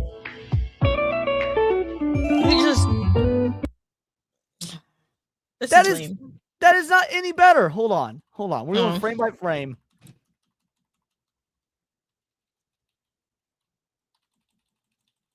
They just made it darker. Yeah. You know what? Adobe you Express can do this. YouTube thumbnails and we change the contrast. Adobe Express can do this in 2 seconds. This is lame. Did he say Do give me not 45 redeem. minutes? Yeah, he said 45 minutes. It's like, oh, I can change the color. Give me 45 minutes. You know what? I can't believe I'm about to say this. I think I would rather a woman be in charge than this guy. I do. Well, I know I have a thing about women in power, but I think I would rather a woman in charge. that's not saying much. This guy sucks. Looks like something from the 70s. Okay, so I color graded everything, and I love it. And yeah, I know the conversation pushed the pet. make It's more a scan retarded from an old magazine. All right. Yeah, no, we can't do any more of this. I tried. I thought it sounded fun. I thought it was gonna be way more gimmicky. I didn't realize it was going to be an actual fucking like video that he took semi-seriously. I was hoping like Oh my God. the concept is redecorating the back rooms. I thought he was gonna get like wild with it. Because you know what the back rooms was originally for within the lore, right, Sev? No, tell me. Like what the corporation was trying to do. No. So the corporation Async since the back rooms was effectively infinite, it was going to be used as a place for infinite storage and even people to live, so that like Earth didn't run out of resources effectively. Oh. So the Smart. idea of like redecorating the back rooms is like, oh, I thought it was gonna be like him actually seeing like if Async, the corporation, had done their job properly and made it livable, what it would be like. You should have vetted the videos. I never vet the videos ever. It's not an authentic reaction if you vet the videos. And I always want the things we go over to be authentic. Yeah, gays are women. Needed fake windows to simulate the outdoors. That's a dude. How is Sir Lurkington a better interior designer than the homo? Yeah. That is because that's a good point. He absolutely needed some fake windows to simulate being outside. Oh yeah. A I'm woman in going power back of interior to. decoration. Oh, sorry, what was that, hun? No, I'm going back to. You needed a pool. You needed to have like a tiki bar area. You needed to be just better prepared What is up with your than whatever. obsession with tiki bars? Because it's just a bar next to a pool. What could go better?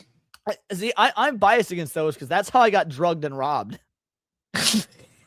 It was a swim up bar, and so I left my drink uncovered at the bar.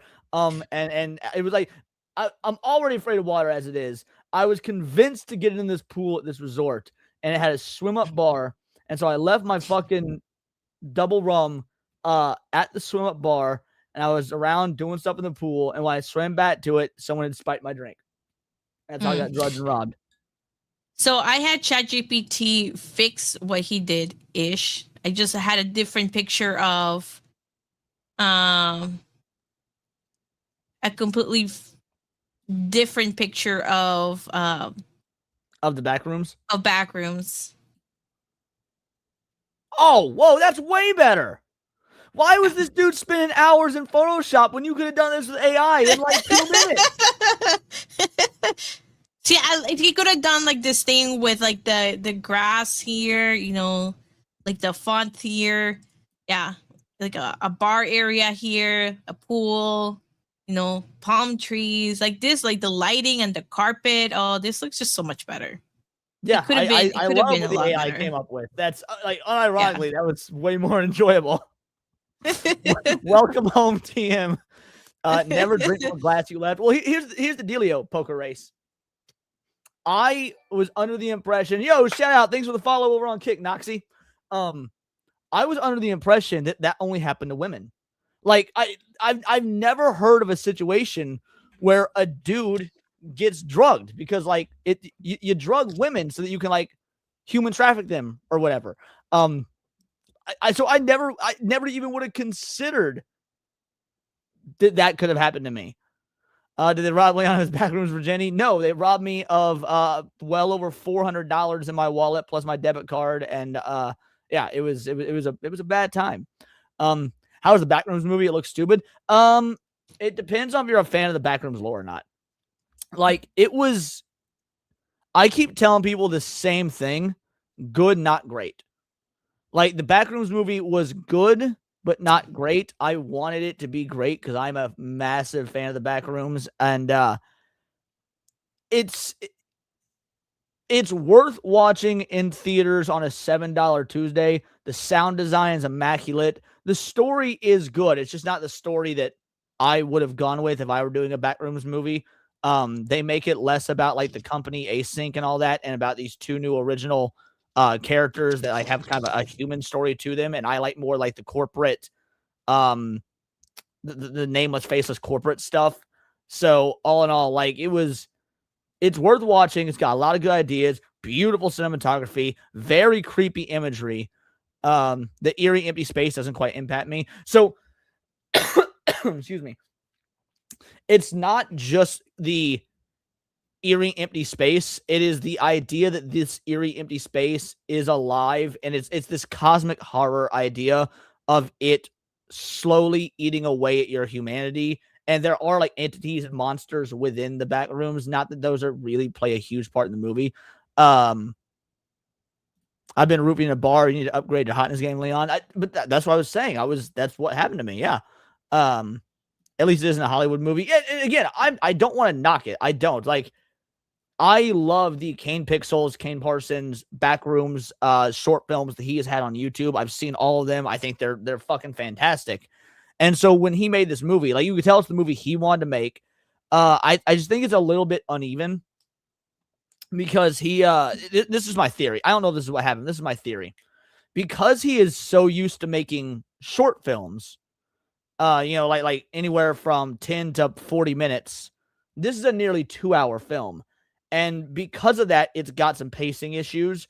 All the stuff that's there is good stuff because he spends a lot of time setting up the characters. Because usually when you watch the backroom stuff, the characters don't matter. You're watching it from a first-person perspective as if it's you or it's these nameless, faceless, like, company men in, like, the hazmat suits, like in the game we play, Sev. So there's not a lot of characters to be attached to. You're more attached to the lore and the world building and, like, the atmosphere. So I appreciate that he went out of his way to make these characters people that we care about and want to follow. But he spends like the first half of the movie on that, and it makes it it does feel unevenly paced. I like what he was trying to do, and I'm glad that as a creator he cared about making characters that we would care about. And it mostly works, but yeah, the pacing is uneven. And it's just not the kind of story that I necessarily like from Backrooms. But I, being objective, it is a good movie, just not a great movie. And I would say if it's still in theaters near you and you've got like a $7 Tuesday, go see it. Like go. The atmosphere is pretty spot on. The lore it adds adds new lore to the Backrooms for better or worse. I'm on the fence about it. You haven't seen it yet, have you, hun? No, I have not. Do you mind if That's I why- run to the bathroom really quick? Yeah, We can go keep for it. talking. Go for it. I was trying to be spoiler free because I knew you hadn't seen it yet. But yeah, you go for it. Come out when you're ready.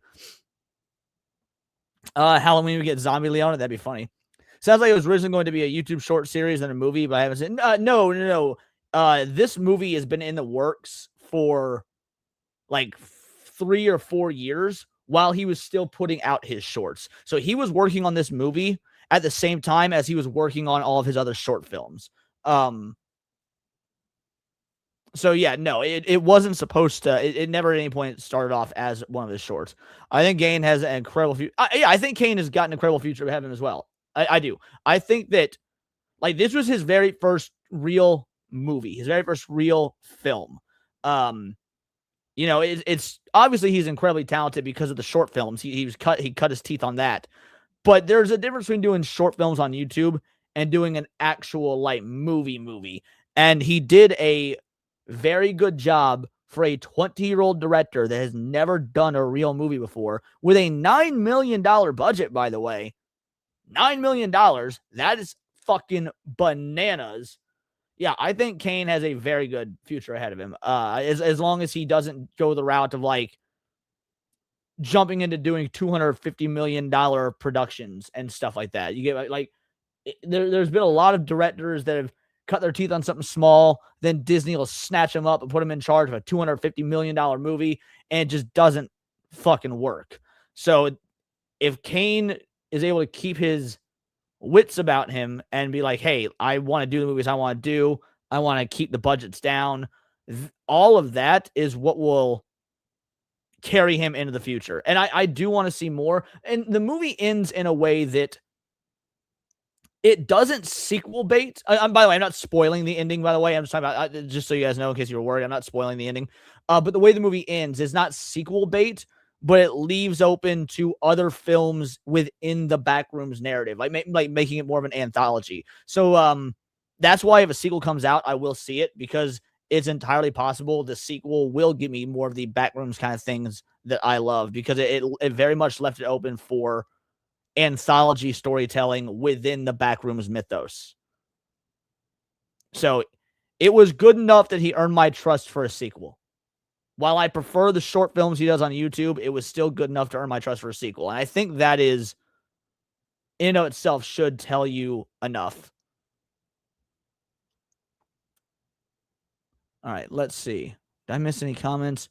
Was it inspired by House of Leaves? What is House of Leaves? House of Leaves. House of Leaves, a complex experimental horror novel for over its unique structure, which includes multiple nested narratives, footnotes, and unconventional typography. Like I said, and dude, this sounds awesome. I've never heard of this. This sounds awesome. No, to my knowledge, I'll look it up. Was Backrooms inspired by? Thematically and conceptually, the Backrooms is heavily tied to Mark Z. Danielewski's 2000 cult classic novel, House of Leaves. Huh. Thematically and conceptually, The Unknown Threat, Found Media, direct inspiration versus coincidence. While many fans and literary critics draw a direct lineage between the novel and the internet lore, Kane Parsons, the creator of the popular YouTube Backrooms series, has stated the Kane Parsons stated he hadn't read House of Leaves before developing his visual style. Instead, his work was initially inspired by internet memes and video games like Portal. However, the core concept of being trapped in a seemingly infinite mind-bending space is considered a modern spiritual successor to the book. So it is more parallel thinking than direct inspiration, which is, very interesting. I need to check out this fucking House of Leaves book. This sounds super cool. All right. Welcome back. Welcome back, babe. All Thank right. you. What are we doing next? Give me one moment here. Oh, right. This. I wanted to talk about this. Give me one moment here. So, while I did say no culture war, no political stuff, that doesn't mean no gaming stuff. Persona 4 Revival broadcast. So they did basically kind of like their own little, kind of how Nintendo Direct does a showcase and stuff like that. Yeah. Persona 4 Remake got its own little 20-minute showcase a couple days ago. I haven't watched it yet. This is one of my favorite franchises of all time. This particular game, I'm pretty sure, is Daxnar's favorite video game of all time. I am nervously optimistic for the remake. So let's check this out. Hello, everyone. Welcome to the Persona 4 Revival broadcast.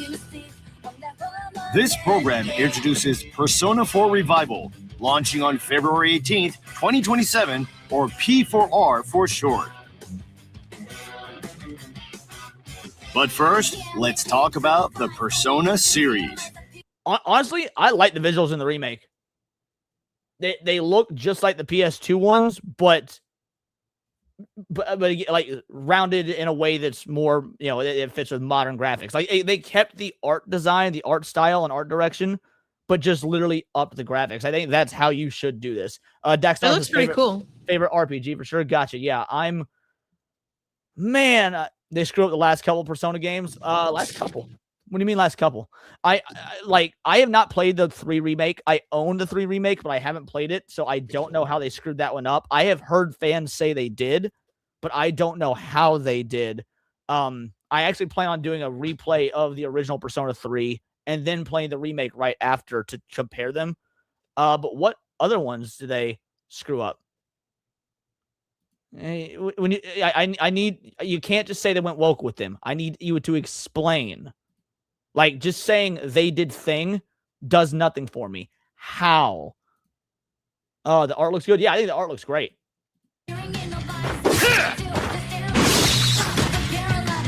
Each title in the series is a standalone story with its own story and characters.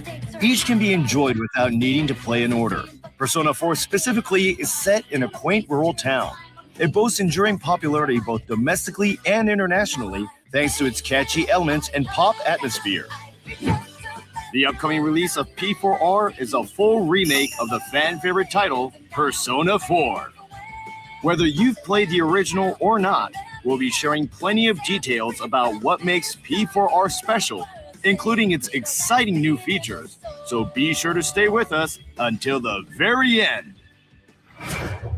And now, mind you, when I say you need to explain, it looks like the Persona 5 engine, but it's fine. I mean, the engine is a good engine, so I got no issue with that. Persona 4 had a transgender guy before. It was cool. Lol.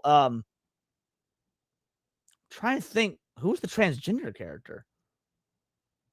I'm not even saying you're wrong. I just don't remember him. Anyway, pop atmosphere. Don't know if I. No. It is. When he says pop atmosphere, so every Persona game, as I'm sure you know, its atmosphere is defined by the music, and they went with J-pop as the musical direction. So P3 is hip hop, P4 is J-pop, and P5 is acid jazz. So it like in terms of the atmosphere, I think that's entirely accurate. Maybe they're all black and gay and trans now, and these are special skins you have to buy. Kanji and Naoto are in. Hold on. To be fair, maybe it'll explain in this, but first of all, Kanji's not gay. He's just got feminine interests.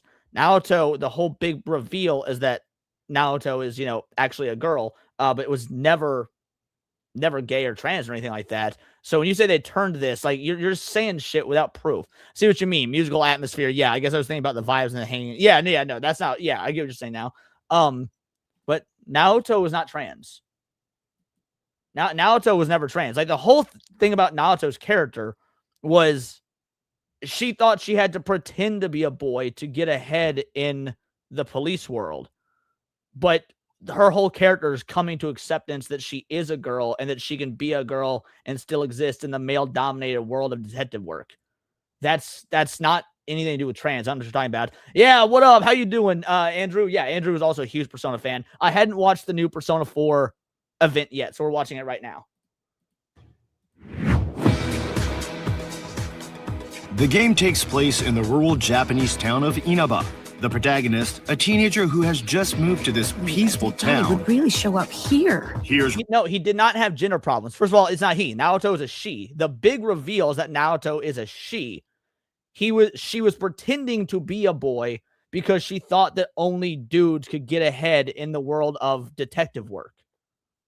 Like so she was pretending to be a boy so that she could get ahead, not because she had any actual gender identity issues. Like that's like absolute revisionist history. There's, I'm just now seeing it. I hadn't watched it yet. So I'm cautiously hyped for it. I'm very weary of remakes in the modern day. Yes, he claimed to be a he. He was lying to people. It wasn't a gender identity thing. He was lying about being a boy because this. Have you ever seen Oran High School Host Club? It's the exact same thing. The main girl in Oran lies about being a boy because of the situation with the host club. The main chick from Oran doesn't think she's a boy, doesn't have gender identity issues. I'm blanking on her name. Leon's saying that, but there was a reason behind it. It wasn't modern trans bullshit. Yes, correct. Like the character was faking being a boy to get ahead in her future workplace. Had no gender identity things behind it. Correct. And that is actually legitimate Japanese culture. P5 did the same thing with Sai Nijima. Correct as well. Yes. Frankly, I think Naoto's story is better than Sai's. I know that you have no idea what we're talking about, hon. Sorry. That's fine. Rumors of the urban legend known as the Midnight Channel. You ever heard of the Midnight Channel? They say that your soulmate will appear if you Heard of the Midnight Channel? I don't like that. What? They changed her voice actress. Oh. Now, to be fair, her original voice actress was bad. Her original voice actress was not fucking good, but that was kind of the charming thing about it. This voice actress does actually sound good. I'm so torn. Objectively, this is better acting. I miss the cheese. I played Persona 4. Yes, so did I, motherfucker. It's one of my favorite goddamn franchises. You're an idiot. She had gender problems. Exactly the dynamic you talked about. She was kind of made to be a boy. No, it was not gender problems. It was Japanese. All right, so let me explain it a different way based on what I understand you're saying. Okay. A trans person thinks they are, say, for example, a female that thinks she is trans, actually believes in their head they're a fucking boy. Okay, because they're mentally retarded. Right. Just to put it out there. Sounds like this character was just fucking pretending to be a boy so she could get into whatever detective program it was that they were doing. But she always believed she was a girl, so she was not a mental retard. Big difference. Like, her whole thing, and she, by the way, her whole arc is finding out she's wrong in this belief. She believed that to be taken seriously as a detective in Japan, she had to be a male. So she effectively... Like go on. No, just like Mulan. That's what Mulan did. She pretended to be a fucking boy. Exactly. Just like Mulan. Correct. And so she starts living life faking being a male so that she can do her dream job, which is be a detective. And then her whole character arc is finding out, oh, I can be a woman and still be a detective and be taken seriously. And from that moment on, from the rest of the game, she acts like a fucking woman because she is. She was hiding it. Yes, we got real. Yes, it was like Mulan. So why are you saying that she... That's not woke. That is not woke. It was Japanese. That is not true. Yeah, I completely correct, Sevi. Absolutely. You've never played the game and you get it. Damn. They say that your soulmate will appear if you stare into a television set on a rainy night. The protagonist gets curious and investigates this rumor. He is pulled into a mysterious alternate world hidden inside it. All right, fair enough. There, he uncovers clues tied to the serial murders and encounters strange creatures. I'm getting personal because you're saying things that are objectively incorrect. Well, the thing too is, I don't know if it was him, but somebody said the game is woke. Yeah, it was this person. JW was the one that said it was that. Persona 3 was woke. Woke because of that character. So I assume they meant was because they thought that she was trans. Yeah. No. Here's what I'm getting annoyed because you're saying he had. Well, first of all, it's a she. She had gender problems or something, but they're not. My point that I'm getting with is that when you say she had gender problems, now maybe you don't mean it like this, but when you say in 2026, when you say gender problems, it invites the comparison and in the modern colloquialisms of like gender dysphoria, as in like she which has is gender, trans. When you say she had gender problems, it makes it sound like you're saying she had gender dysphoria. So that's not what you're saying. Yeah. Fair enough. But you worded that terribly, which is why I thought you meant what you meant. Yeah. And in that point, she's not a he. She's a she. Right. She's a she. And now, again, she does deceive the main cast for the first half of the fucking game that she's a boy. But again, that's just like Mulan, like you said. So if you're agreeing, fair enough. But you worded that terribly at the beginning, which is why I was getting so argumentative. I believe I'm secretly Daxnar. We could be the same person. We could be gay lovers. Who knows? If there's one thing Daxnar can't be, it's gay. I was making some reference pics for a video and plushies. Told the AI, that's cool and all that, but we're doing this right now. Known as shadows. Been throwing people in here. It's becoming a huge problem.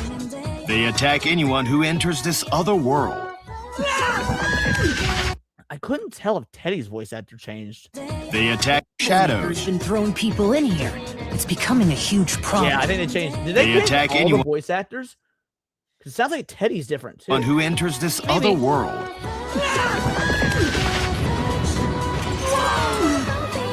Cornered by a shadow, he awakens to the power within his heart, his persona. The protagonist then forms an investigation team setting out to uncover the truth behind the serial murders and unravel the mysteries of the Midnight Channel. Me too. Which means that we also gotta catch whoever's tossing people in here. Okay, I will say, Yosuke sounds good. Yosuke still sounds like Yosuke. Even if it's a different voice actor, that sounded like my fucking boy. Yosuke, by the way, best character in the fucking game. He's a bro. He's the main G, son. So as long as Yosuke still sounds like Yosuke, I'm good. It's Teddy, but it's a new VA for Teddy. Yeah. Well, yeah, when I said is that Teddy, I meant like the Teddy as we know him voice-wise. But yeah. And so begins an unforgettable year filled with friendship, adventure, and mystery in a quiet country town. Oh, fuck you. Fuck Let you. me introduce the members of the Thank you, investigation team. First up is the protagonist. A sophomore in high school who, due to his parents' circumstances, has been sent to live with his uncle in Inaba. Oh, gotcha. Okay. He's caught up in a series of mysterious murders and awakens to the power of his persona.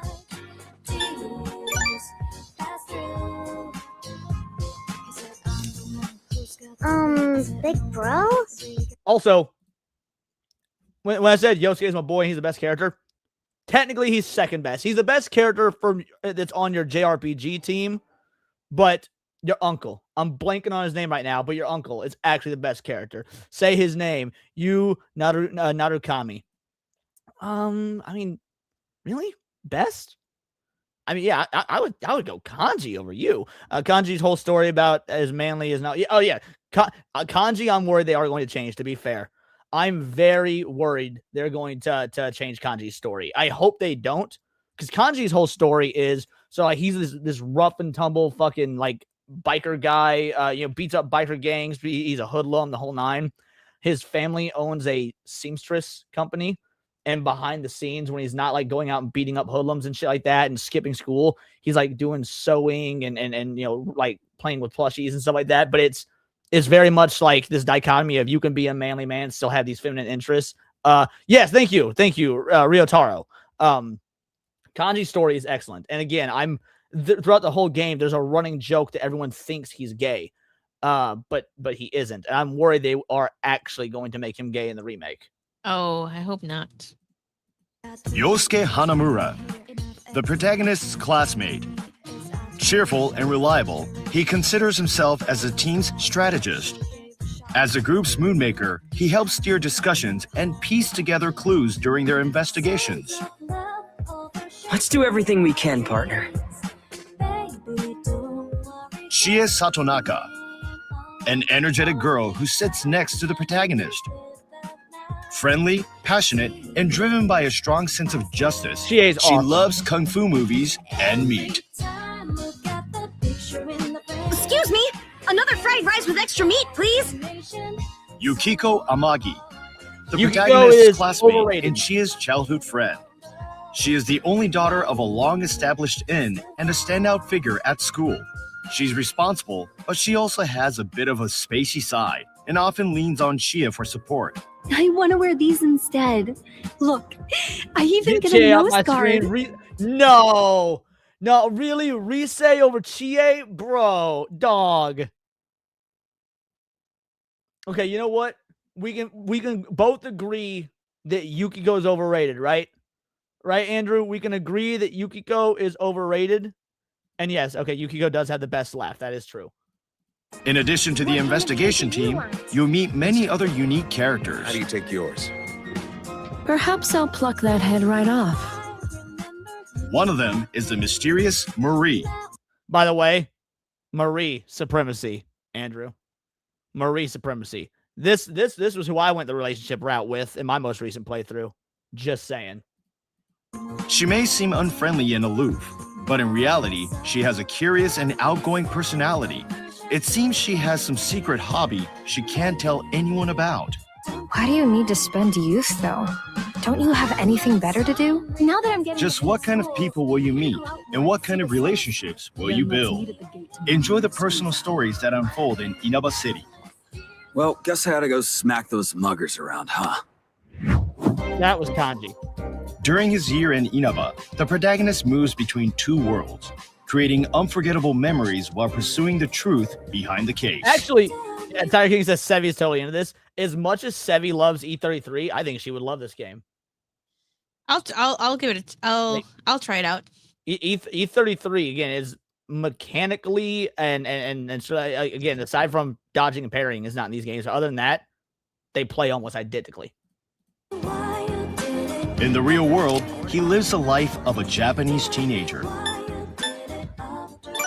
Daily life and encounters with people lead to the growth of both the protagonist and his persona. I was talking. Hey, I'm no man. In the alternate world within the Midnight Channel, Wait, the Dax, did you investigation only team uses play personas P4? You strengthened didn't by play real-world P4 Golden? experiences to battle shadows, exploring and taking on the challenge of solving the case. Let's beat him up.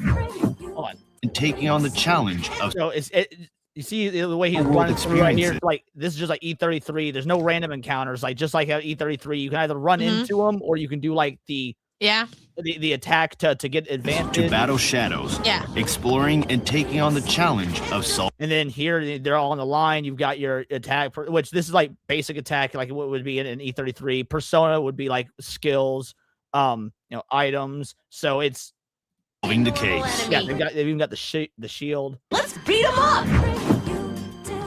Life as a teenager is full of new experiences and encounters.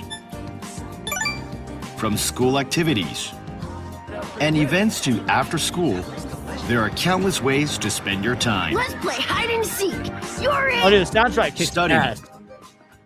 working part-time, hanging out with friends, or forming new relationships.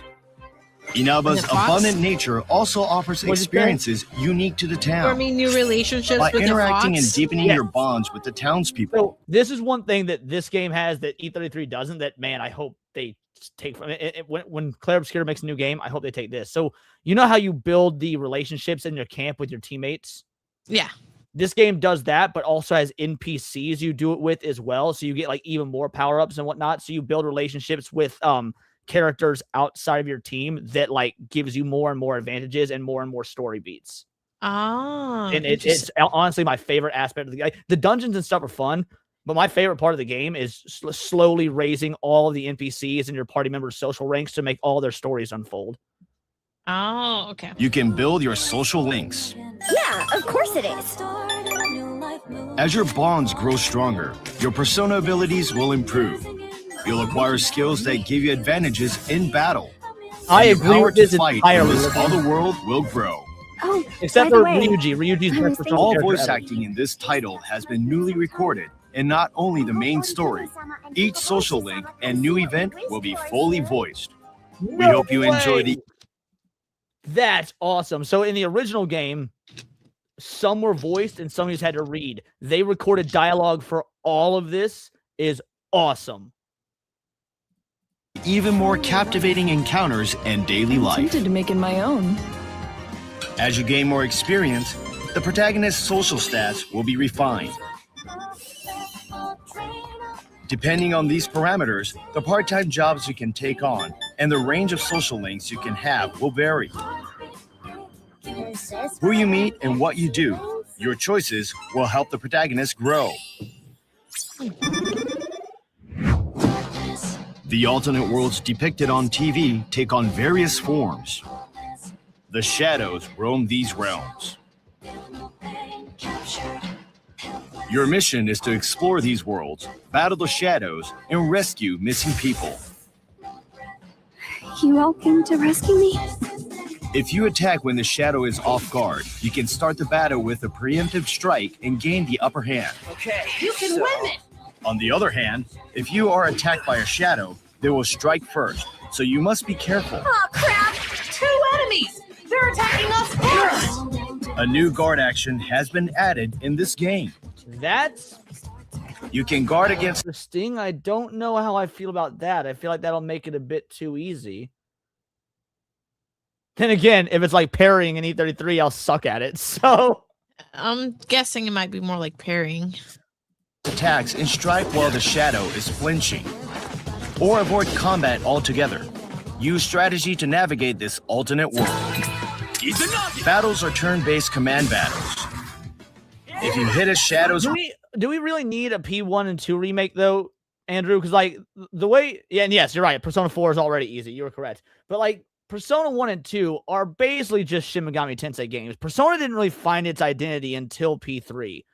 I don't really know that we need P1 and P2 remade. Maybe that's a hot take. I don't know. Weak point, it will go down, and you can take another turn. Let's see.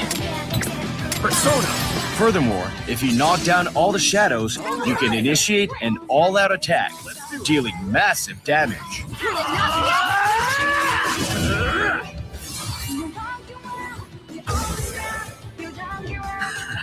I'm not inherently anti-remake, mind you. Just so you know, and I'm not inherently anti-remake whatsoever.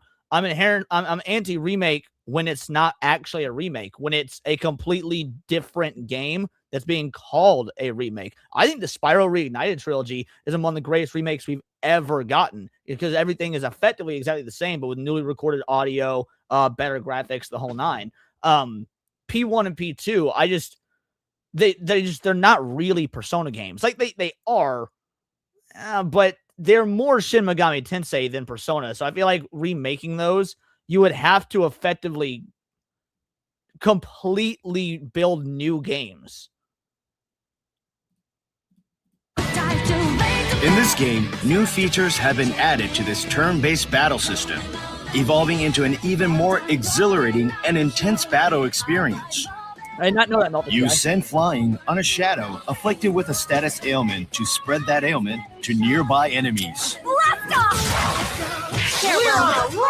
When battling multiple shadows, look for opportunities to knock them back and take them all down at once. Woo! You sent him flying! Coordinate with your team to... So, roll back. Another comparison to E33. Turn the subtitles off for a sec. So you see this SP down here, like 162, 206, these really long bars. So I like this system better. So you have an E33, you've got like your 8 bars of skill use. Yeah. In this, you have one giant bar that needs to last you the whole dungeon.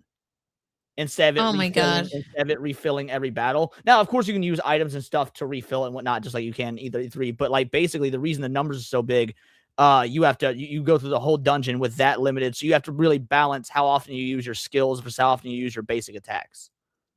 That makes sense. So it's more strategic in that regard than E33. Hey, shout out. Thank you, LG. Appreciate you, homie. Chain knockbacks. Baton Pass makes it easier to team up with allies to take down enemies. Experience the thrill of coordinated teamwork by leveraging your team's... absolute Shin Megami Tensei games under a different title. I'd want them to push them closer to the Persona's identity. They can do it while keeping them the darkest of the series. So you got me in catch-22 here, because in part I agree, in part I don't. I do think they would benefit from making P1 and P2 more in line with Persona as we know it. I don't know that I want to see people standing on the shoulders of the giants that made those original games, though, and hoisting up their version as superior, unless it actually is, and that is a tall order. So I'm mixed on it. You're not necessarily wrong, but I also don't 100% agree. Unique strengths. Here I come! Charged up and ready to go! When the gauge fills, unleash a powerful prime time, overwhelming enemies with a barrage of relentless attacks. During prime time, all skill costs drop to 0. Hey, shout out. You can go on the offensive and overwhelm them without giving them a chance to fight back. Finish with a spectacular prime time finish to deal massive damage. Enjoy the thrill of wiping out your enemies. With new features added and battles powered up, be sure to give it a try. The power of the heart, Persona. The power you awaken by facing the shadow self you have repressed and finally accepted. Another person saying the murder of Persona 4. Like, what makes you say that? Because you're like the third person to say that today, Dozer. What to do? Normally, each person can wield only one persona.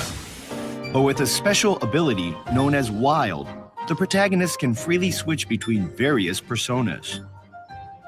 Agreed, Dax. Each persona has its own unique skills and weaknesses.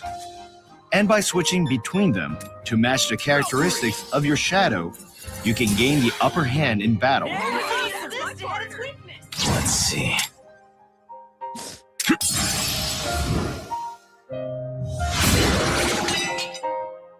Furthermore, as you fight more battles, your personas level up and learn new skills. Collecting and leveling personas properly, expand. Remakes would be superior though. The issue with Revelations, Persona, Persona 2, Instant Sin, and Eternal Punishment is they lack the distinction as spin-offs from SMT. Yeah, I did not play the original remakes of those two, so or I guess there's three. And those are talking on his ass. Never heard of such a thing, right?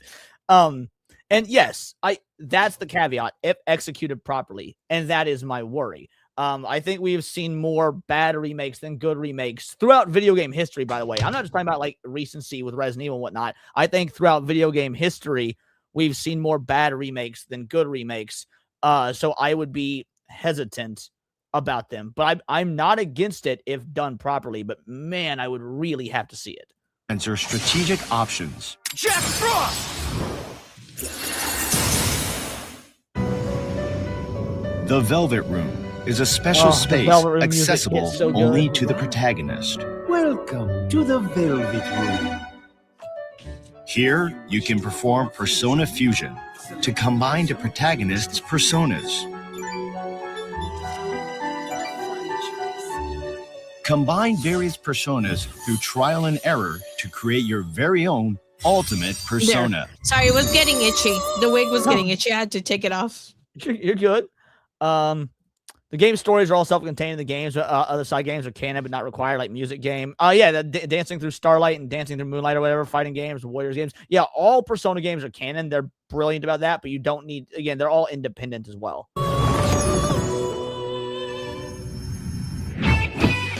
Persona 4 Revival preserves the best of the original while adding new elements. For everyone watching this program, we present a message from the game's producer, Kazuhisa Wada.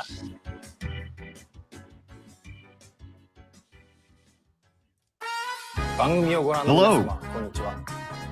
My name is Kazuhisa Wada, general producer of the Persona team. Persona 4 builds on a new direction established by Persona 3, refining it into something with a completely different color. While the core gameplay systems are similar, it offers an experience that feels entirely distinct from Persona 3. This is the true. story follows a murder mystery unfolding in a quiet rural town, a premise that might sound heavy on its own.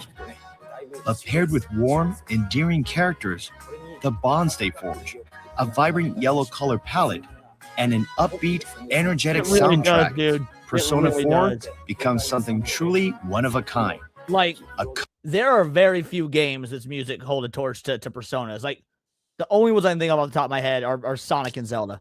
Sonic and Zelda are the only franchises that have music just as fucking iconic as Persona.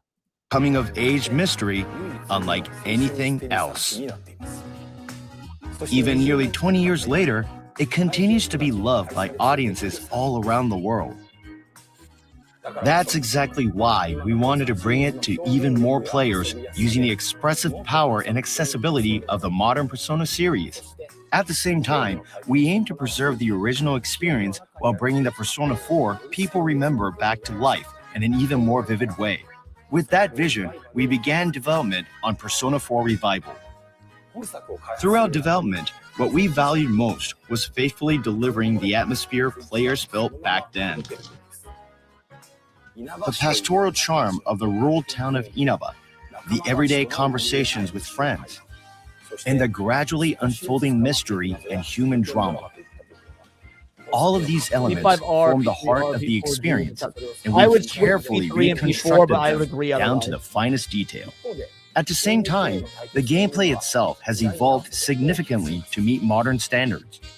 From UI improvements to more refined battle pacing and enhanced dungeon playability, we've focused on creating a smooth, stress-free experience. And you know what? I don't hate that. There's a lot of I know people here like, oh, accessibility, modern game, all that. If they were talking about the story or the characters, I would find that to be a problem. But streamlining the gameplay to be more in line with even, let's say, Persona 5, which is far more streamlined than 4 was because there's so many years between them, I think that's probably the smart move. As a team, we are fully committed to delivering something that feels both nostalgic and new. In the Persona series, music has always played a vital role in shaping both the story and the overall gameplay experience. Persona 4 is no exception. Its soundtrack is an integral part of what makes the game so memorable. For this project, we refined all of the original tracks while preserving their quality of life improvements as long as it does not make the game overly simple. I don't like my shit being dumbed down. You can improve the quality of life without dumbing it down. Now, mind you, I don't see anything in this that is seemingly dumbed down. Again, maybe that counter option, we'll see how it plays out. But I'm just speaking in generalities. Appeal. All vocal and battle tracks have been newly rearranged into full-length versions, with additional fine-tuning to better match the game's presentation and pacing. Yeah, exactly. We've also created a number of brand new tracks, including the opening theme and battle music. We are confident that both newcomers experiencing Persona 4 for the first time I'm not saying they and already longtime saying fans of a the lot of series people will confuse find them plenty as to such. enjoy in the music. We'll be sharing more details about the soundtrack in the future, so please stay tuned. Persona 4 Revival is a title we can confidently recommend even to those who are new to the Persona series. Yes, At its core, agreed. the experience blends deepening bonds with friends in everyday life, with facing the extraordinary, all woven together with a compelling mystery. It's a combination that's easy for anyone to connect with and truly captures the essence of the series. The characters in particular feel incredibly vibrant and alive. It's genuinely a game everyone should experience at least once. At the same time, we've included plenty of elements that will feel fresh and surprising even for those who've already played Persona 4 or Persona 4 Golden. I've personally played the game many times and know it inside out. Persona 4 Golden was not a remake. Persona 4 Golden is an expansion. It's like the Emerald to Pokemon Ruby and Sapphire. It's definitionally not a remake. It is the same game, same engine, nothing rebuilt from the ground up. It's just added content the same way that Emerald added content to Ruby and Sapphire. So no, it is not a remake. Surely played P5R on merciless difficulty. All Persona games are an SMG. Yes, that is also true. Yet during testing, it still felt new. I even found myself genuinely enjoying it despite it being work, which is pretty rare. Of course, there's new content, but even beyond that, the enhancements in overall presentation bring a level of immersion that exceeded my expectations. Correct. I She think was not in the players will original come away P4. feeling That's why that it it's says familiar additional yet content. new. We'd love for you to return to Inaba and experience that unforgettable year once again. Now let's take a look back at the key remake elements featured in this title. Please enjoy. I do like the new graphics. I really do. It looks really good. I like it.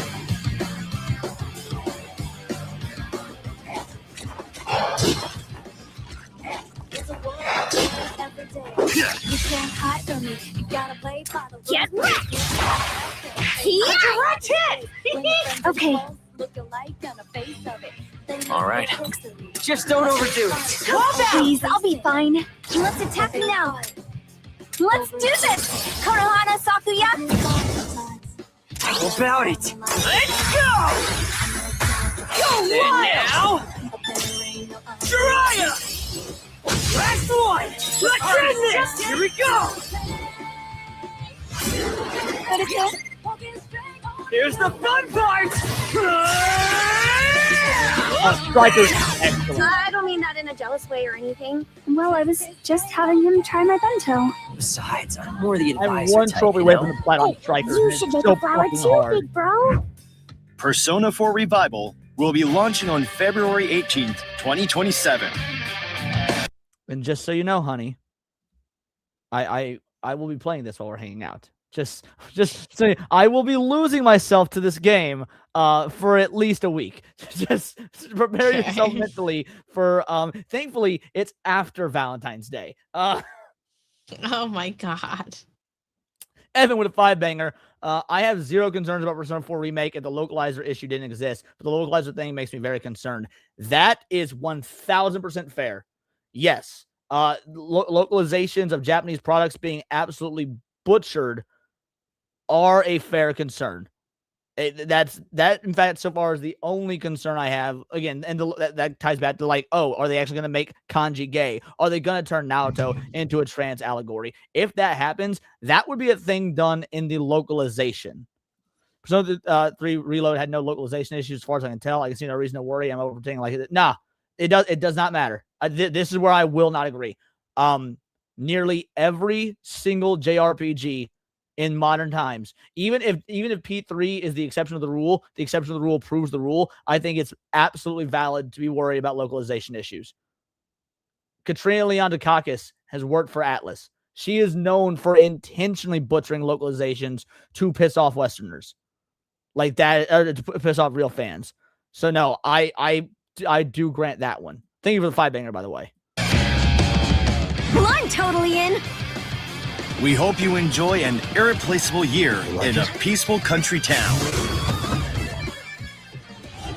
You sink, you fall, you break down, and you think you can take one more round. But A limited physical collector's edition is... Oh, fuck. So, baby, remember how you were all like, $250 is totally fine for the Legacy of Atlantis? Yeah, you made fun of me for it. I remember. Feel free to make fun of me. Oh. I want this statue, boy. baby. I want this statue so goddamn bad. Steel bookcase, the art book. DLC costume sets I don't really care much about. Oh my god, they're giving him Joker's outfit and a Velvet Room outfit? That's so cool! Is the collector's edition also $250? Let's find out real quick. Oh my god. Persona 4 Revival Collector's Edition price.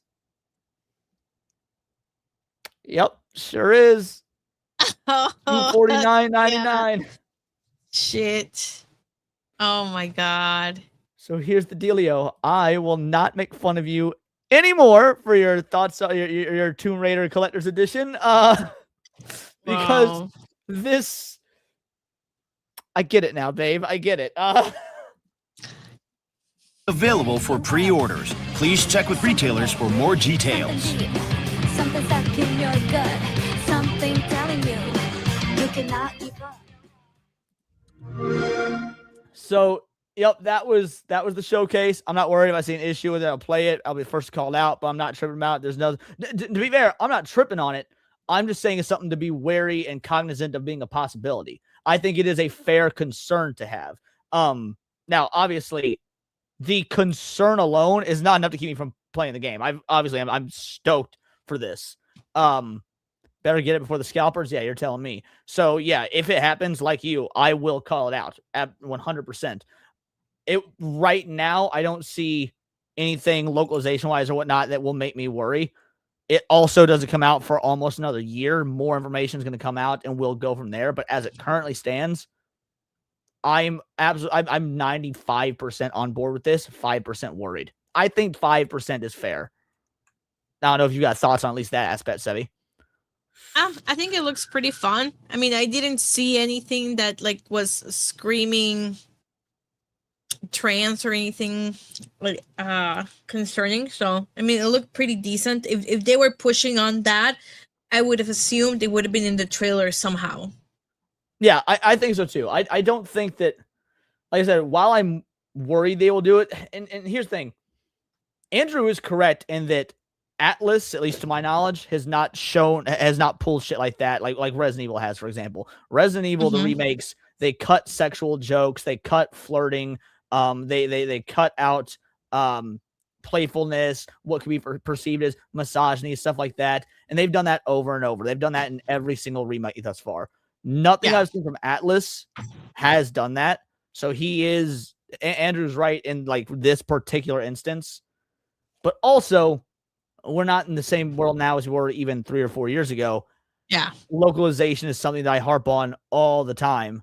So Atlas localization is minor stuff like changing the Great Bead drag guys and the Great Bead drag guys in P5 to be less direct. And I was against that, to be fair. I thought they were fucking hilarious. I thought they were hilarious when they were raped. So in Persona 5, you've got to go to basically a red light district to get information, and your high schoolers and basically 2 fucking drag queens like drag one with your best friend who is also high schooler off to have fun drag playtime with him while you continue your investigation. Oh Like, no. it's fucked up, but it's played for a laugh. It's absolutely hilarious. I didn't like that they changed it to tone it down a bit. Yeah, we sacrificed our poor boy Ryuji. It was sad. But all in all, right now I'm sold. I'm hooked. While I'm against remake culture in most instances because we're not getting near as many original games, the fact that Persona 6 was announced and it's on the horizon makes me far more amicable to this, and I'm totally stoked for it. Japan's a great sense of humor when it comes to gayness. I don't see it's homophobia at all. Puri Puri Prisoner is awesome. It's one of the funniest things in P5. Yeah. All right. 2 more things, then we'll probably end up wrapping up. So, like I said, while the first thing that I thought might be interesting based on the title is a bust, this one I know won't be. Because I've watched a bunch of this guy's content. I've never reacted to his content before, but I love his content. I reach back in the vault, try and find one I'd never seen. Do you ever watch art videos where they draw characters in different art styles? Yes. I love videos like that. And we got our boy, how's it going, ADC Art Attack. I tried drawing Spyro the Dragon in 10 different styles.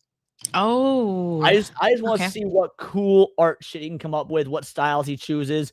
Everyone, my name is ADC Art Attack. His name is Bob, and welcome back to the return of this long-awaited series. That's right, Style Swap is back. The series where I, ADC Art Attack, take one character and attempt to redraw them in different styles. Now for today's video, we have Spyro the Dragon, one of my favorite video game characters of all time.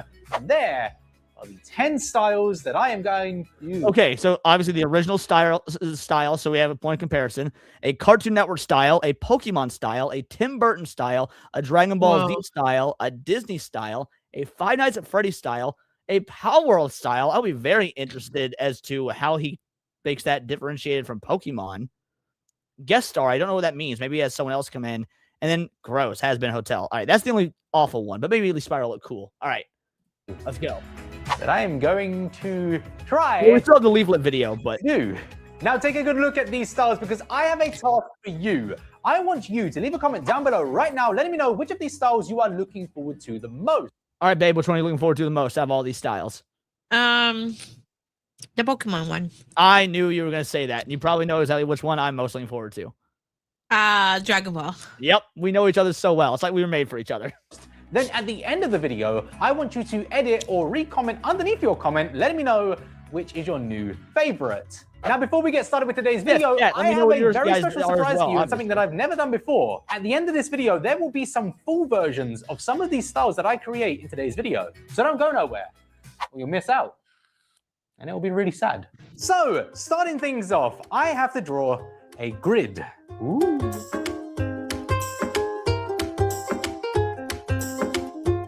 Best grid ever. But yes, Spyro, of course. Oh, he's doing smaller. Yeah, that way they can all be compared to each other and whatnot. That's what he usually does. And yeah, I like it when he does those. Nothing fancy, just Spyro. What? I've got to draw him. I'm not lazy. Yeah.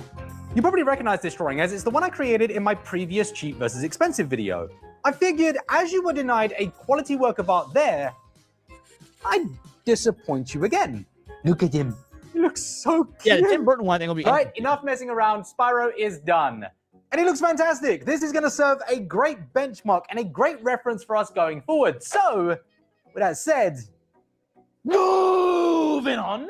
I really hope I'm on like the big screen TV right now. Your family's around, your neighbors, and they can hear me as I just shout moving on. It's going to happen a lot, so get ready for that.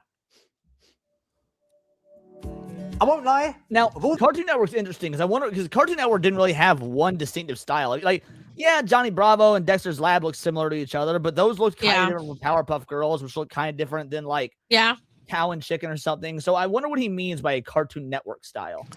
I don't know. Also, Tintin was in Cartoon Network for the longest time, and that's a very different art style as well. What was it? Tintin. Like Tintin? Uh-huh. So that got brought up on fucking Badger's show on Friday. I've never heard of Tintin until then, and now I'm hearing it like twice in 2 I watched days. That all the time when I was growing up. What is this Tintin thing? Hold on. What the fuck? Are you serious right now? I'm dead serious. Tintin. What the hell? Oh, I do remember that. I had no idea that's what this is called. Yeah. The Adventures of Tintin. Yeah, they made a movie out of it recently-ish, like I don't know, 10 years ago or something. But the original ones, there's comic books. I have all the books. I have all the comics from Tintin, by the way. That's crazy. Yeah, I've seen this art. I never knew what that was. Okay. For those of you guys that are curious, this is Adventures of Tintin. Yeah. I have all the books. That's crazy. Well, that's a cool fun fact to learn about you today. For the styles today, the reason this one is first is because it's the laziest. I went on a little hunt for dragons in a classic Cartoon Network / Nickelodeon style, and they all kind of looked either like a dragon. That's very Dexter-like. So instead, I pretty much just transformed an existing dragon from Fairly Odd Parents into Spyro, and I do feel great shame doing this. Now, this is the only today of this happening. Every style going forward is a completely original, unreferenced character. But this one was done during a live stream very casually, and I actually really liked the results and decided it would make a good fit for today's video. But out of respect to you and myself and the styles, I don't really wish to talk about this one. So there it is. Honestly, the lack of shading is what makes it very Cartoon Network. Like, if you think about Johnny Bravo, Dexter's Lab, Powerpuff Girls, they never really had distinctive shading. Mm-hmm. So I think this does capture that. Even if I don't particularly like the design, I don't like the designs for a lot of things from those shows. Like, I don't like the way Dexter's Lab looks. I love the show because it's fucking funny, it's witty, it's well written. Same with Johnny Bravo, but they don't look particularly good, you know? Yeah, I agree. Cartoon Network. Not my proudest, but it looks good. Moving on. Now this one's going to be interesting. interesting. The Pokemon style is very iconic, utilizing a lot of rounded shapes and soft edges, so avoiding sharp points for the most part is imperative. Now, we can source references for Spyro from Gen 1, as that is my goal here. Characters like Pikachu, Bulbasaur, and Charmander, because Charizard is a dragon. I won't have this. That is a dragon. Look at it.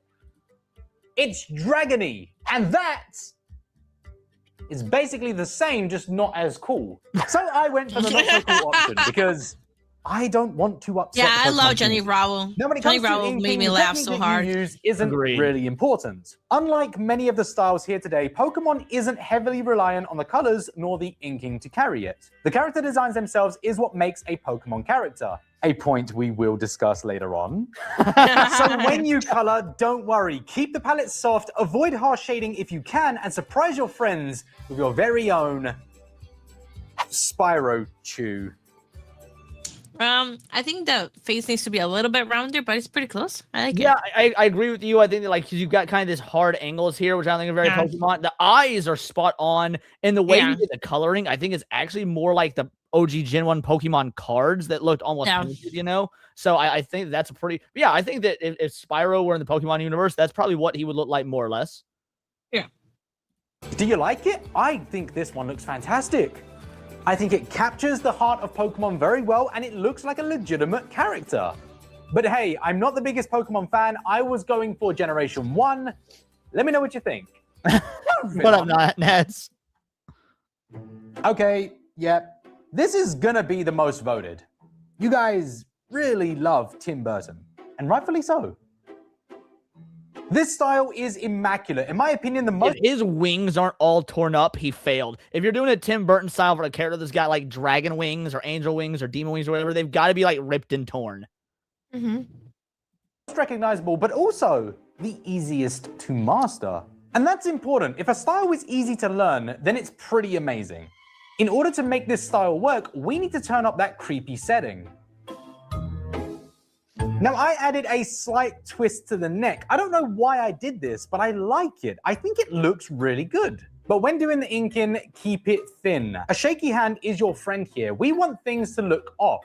So if you can, avoid precision and cleanliness. Oh, those eyes this is are an extremely very forgiving important. style, and the messier it is, the better. But the coloring is hands down the most important factor after the actual design. For this style, we probably have the best example of a style not quite being complete without all.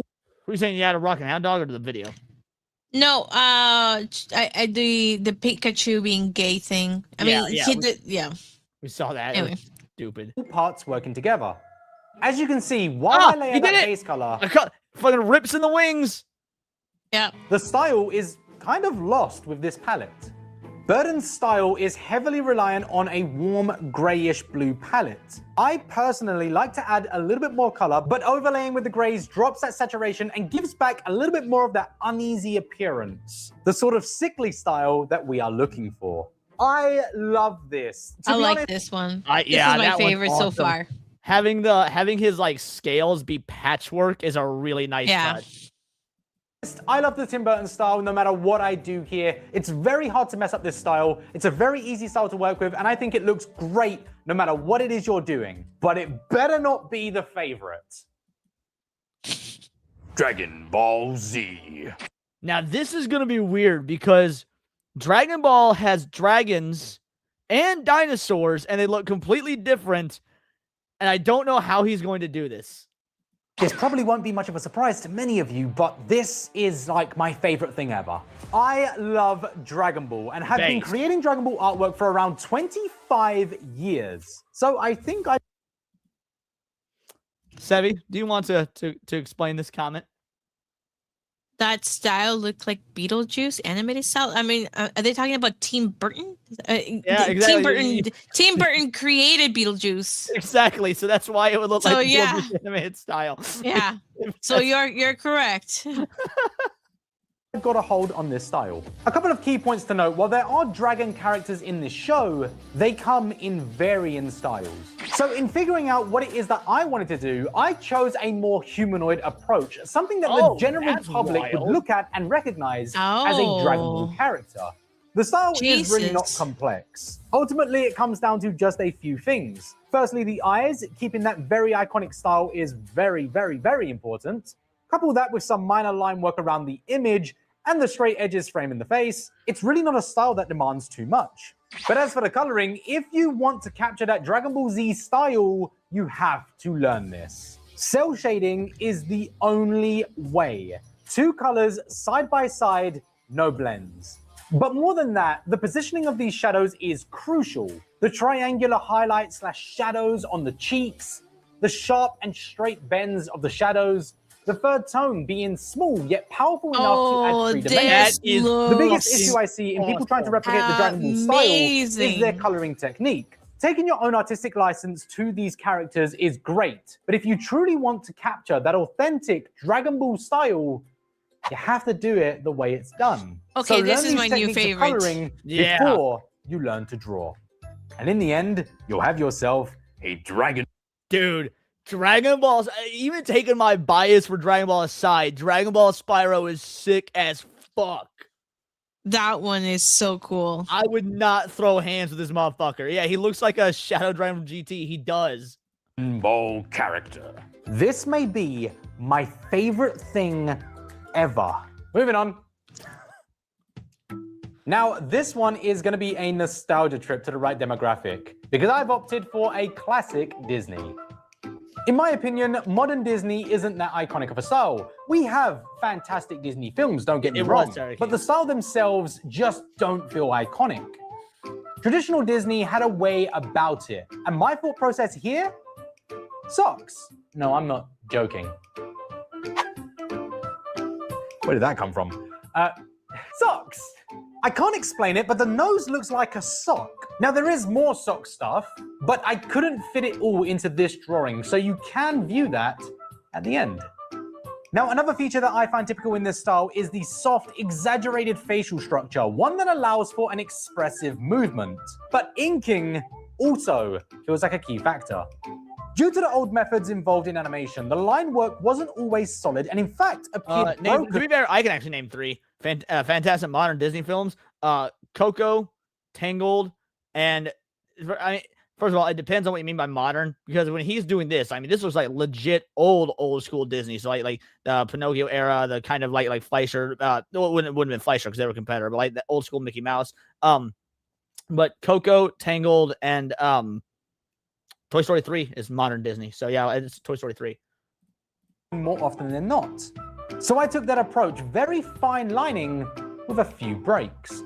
Well, what do you consider modern even Disney? Without any color, we have a Disney Spyro. This now puts me in a weird spot because the style is done. So now when I add the color, I'm fighting to not ruin the style. This is something that I did do in the full version, which you will see at the end of the video. But let's see what happens now. So this time I've gone for an oversaturated yet pastel palette. And oh my gosh, it is beautiful. In my opinion, this captures the classic Disney style perfectly. I think this is my favorite. Yeah, see, he's going for like that very. Actually, this is even the 40s era. This looks to be more like the 1970s, like the Sword in the Stone, or Robin Hood, or Aristocats, like that era of Disney. Yeah, it does. Yeah, I think that. Yeah, I like this. If that was the angle I like the. I really like this. Moving on. Okay, so I am preparing myself with the comments here because I've never played this game. Neither have the I. style is pretty simple. It's animatronics, and I just need to create a Spyro one. It really wasn't that complex or that difficult to do this, and I do think it's a really cool style, and I am very interested in playing this game. I've just never gotten around to doing it, so if you would recommend this game, please do let me know. But the only difference with this style versus the others today is that in order to achieve a solid and convincing style, I'll only be using a pencil and markers. No line work. Interesting. So yeah, placing the colors was a little bit difficult without the line work, but it was lovely to blend in a more realistic style. I find this to be extremely enjoyable, and it is definitely within my comfort zone. Now, I'm not sure how scary I managed to get this one. I'm not even too sure if that's the point of the style, but I think it came out pretty cool. What about you? That's pretty FNAF to me. Yeah, that's pretty cool.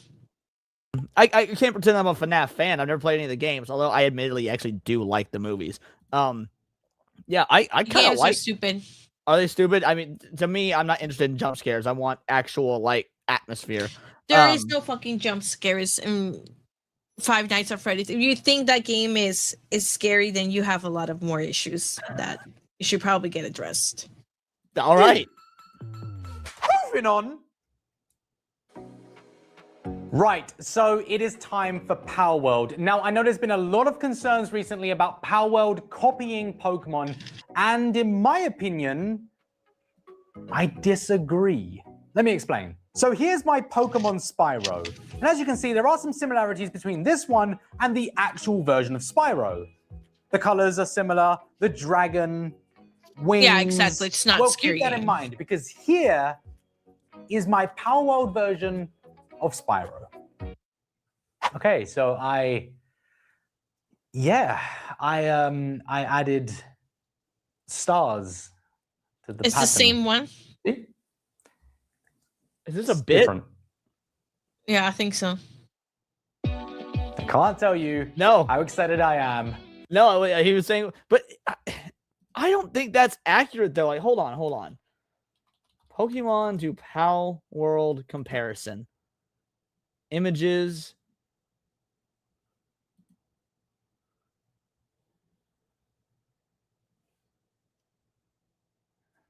I mean, Pokemon tends to be more cutesy than Power World is, in my opinion.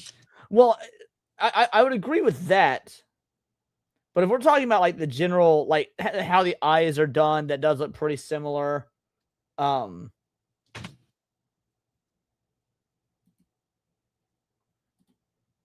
see.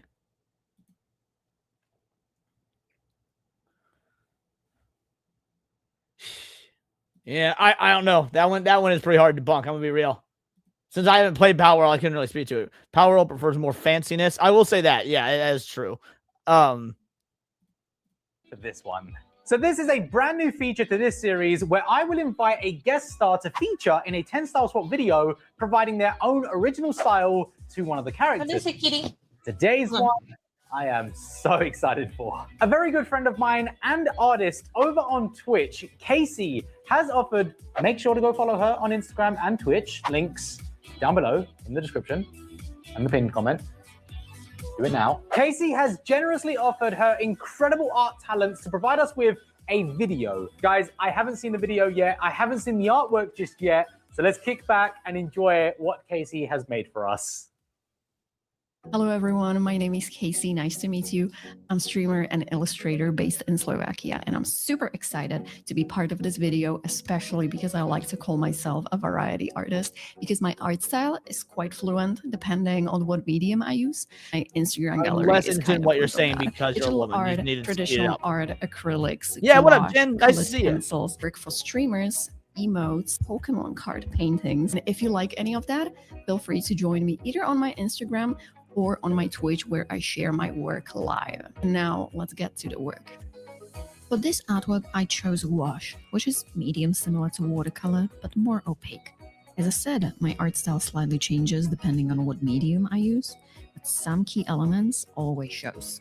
For example, I'm a huge Disney fan since my childhood, and it influenced my art style quite a bit. This There are is some really good, details though. which I picked up from old movies, such as The Lion This King, reminds me like of Ori and the framing of Blind eyes, Forest. or the way I draw paws. So for this artwork, I decided to give my Spyro paws instead of reptile-like claws. And I started by layering watered-down paint. Eventually, I started to use thicker paint to build the shadows and highlight until I reached what I call the ugly stage. It's the stage where your Absolutely, artwork hound looks dog. like absolute mess, but you have to keep painting and trust the process. What I love about gouache is that it's very forgiving and you can cover your mistakes and underdrawing very easily. One of my favorite things is to combine clean cartoon-like shapes with sketch strokes and organic shapes with geometry. I love the contrast, and I think it's part of my art style, which is present in the majority of my work. Oh yeah, and the geometry part is usually golden. And after this, we're slowly getting to No mistakes, just happy little accidents. my mediums, Like me. So of course, I'm going to detail this artwork with pencils. I mean, I assume I was a happy little accident. My mother was 16. And I love it. Oh my goodness. That's Light crazy. buttons on dark surfaces and dark on light ones, and suddenly the artwork looked way better. I finalized it by highlighting it with my favorite white Posca marker, which adds some I like this dimension style to a the lot. artwork. I'll be real. This Then again, this some reminds me of random Ori and the comic-like Blind Forest. scratches here and there, and we're done. I had lots of fun creating this artwork, and I hope you like it as well. Suddenly I feel artistically inadequate. That was amazing. Please do make sure you follow Casey. Links to her channels can be found down below in the description. Moving on. So this is the final style, and I've never seen this show before. You're not missing I anything. have Fuck Has Been Hotel. absolutely no idea what to do, and spent many hours researching this show specifically for this drawing. And of course, I couldn't find any dragons. So to create this image, I took assets and features that I found to be common amongst many of the characters, such as wearing a suit. Yeah, I don't know what I'm doing. Artistically, this is a really cool style. It's pretty simplistic, with, I'm sure, a few iconic features that fans will certainly recognize, and Same here, let me Demon know Hero. in the comments. But of the limited research that I did, this is the best I could do. I also don't know if I have to add shading to the colors, so I didn't. And what do you think? If you watch the show, let me know. Like, I can see the style of Has Been Hotel. I think that he probably should have thickened up the lines and stuff like that. It looks more like Hell of a Boss. To be fair, they're the same creator, so it's the same art style. But yeah.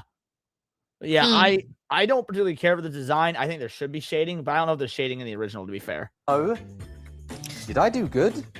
So there we have it, everyone. All 10 styles of Spyro. I hope you love them, because I had a great time making them. And if you remember at the beginning, I asked you which style you were most excited for. Well, now's your chance to let me know. Did I? Easily, I'd say these three are the best. Yeah, I agree with that. And then hers is also, the girls is really fucking good. Well, my favorite one is a Dragon Ball one, for sure. Yeah, mine too. I meet your expectations. So, but yep, that is that video. Again, if you enjoy this guy, I like his content a lot. It's something that's just easy to veg out to and just throw on. Want to do something kind of different than what we usually do, so threw that one in there. Mine's the girls, then Tim Burton's. I think that's totally fair. I think that is totally fair. Alrighty, Tim Burton and DBZ, like the Pokemon one. We have one more video, guys. It's the one that's in the title. And it's the one I told Leaflit we would be doing when she was so kind as to rate us on Friday. It's time to react to a Leaflit video. Leaflit put out another song, and this was a little bit different. It is a not attacking people song. It's called Serenity. I don't know what it's about. All I know is that on X, she said, all my songs have been on the attack lately. I wanted to do something different. I don't know what constitutes as different, but it's called Serenity, and it's supposedly not mean. So let's get into it.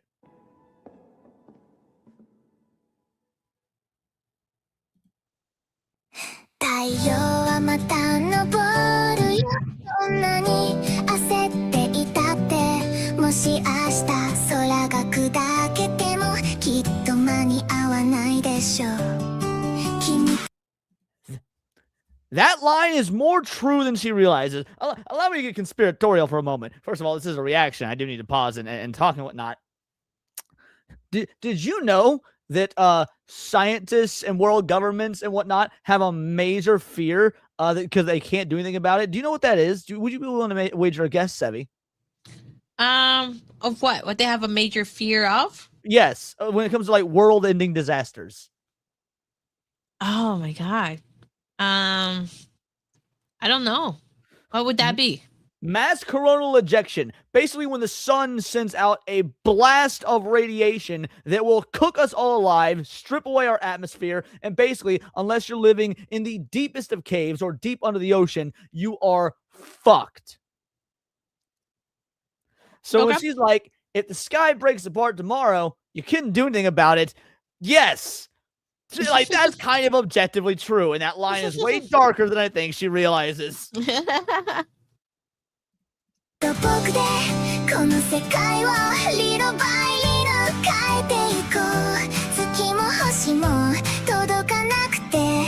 chat was saying she uses characters from her tabletop RPG game to give it a nice alternate nice life.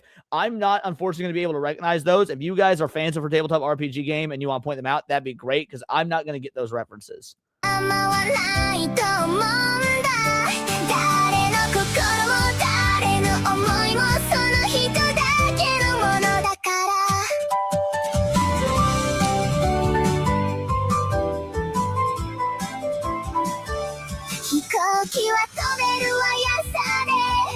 Hold on. Wait, what was that?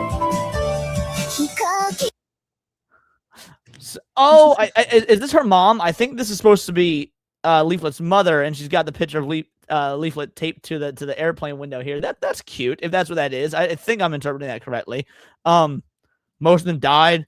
Half, I think. Yeah, I'm pretty sure that's a sorry. Exactly. It's nice to see a softer side of Leaf, considering. Frankly, I don't know that I've ever seen a soft side of her in all the... What? It's just funny. Oh, sorry, not in this one?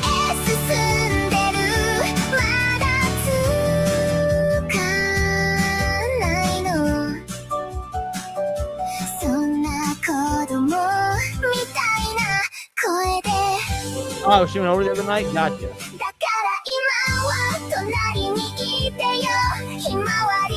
るこの道を一緒に旅しよう I don't know what character this is, but he's awesome purely because of this little thing right here. I don't know what this is, but this guy's my new favorite now. Sorry, any other character that didn't make it out of her tabletop RPG and is now dead. This guy's the hero.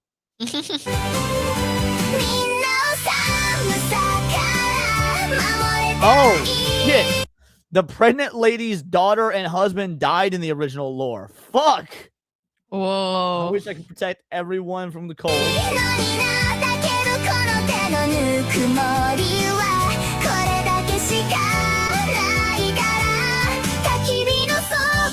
If someone walks away from Campfire's glow. This looks like one of the characters in the one that I had you react to with me. The groom your girlfriend. Yeah, it does with the zombie. Yeah. Yeah. Need to do bridge. Oh my god.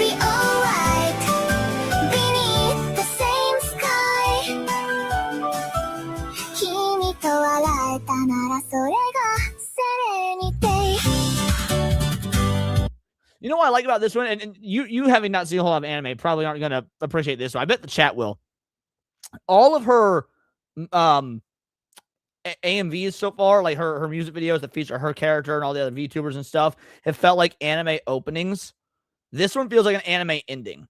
Like the episode's over. This is what plays. You go out. Like it shows. Well, no, yeah, obviously anime style. They've all been anime style, but this one is the first one I've heard that specifically feels like an ending instead of an opening. That's what I mean.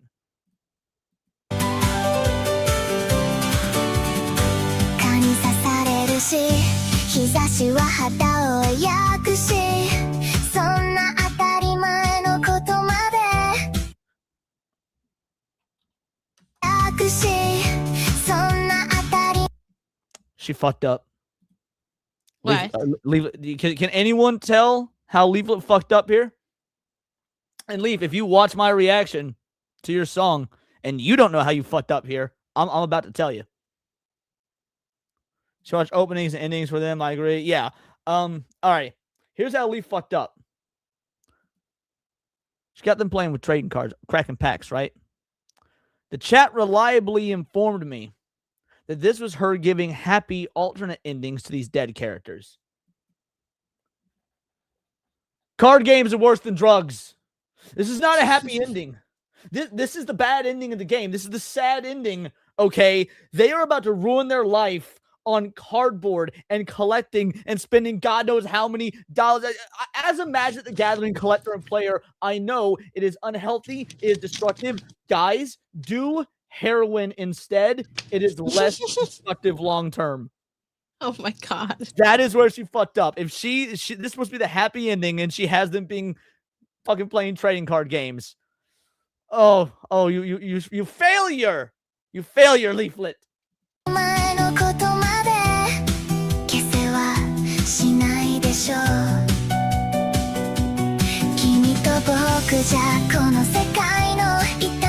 I know what she's doing.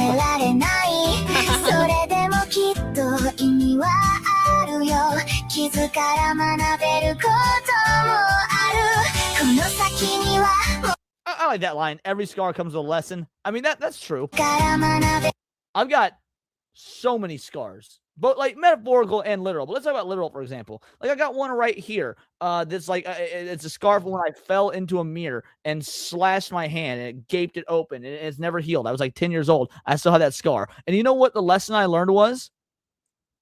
Don't play with mirrors. Yeah, more or less. Don't be clumsy in front of a fucking mirror. So yeah, scars. Oh, I don't know if it's fate or not. I got a scar about right here. From when I cracked my head open riding my bike when I fell going down a gravel hill. You want to know what lesson I learned? Don't fall. Wear a fucking helmet. So yes, every scar comes with a lesson.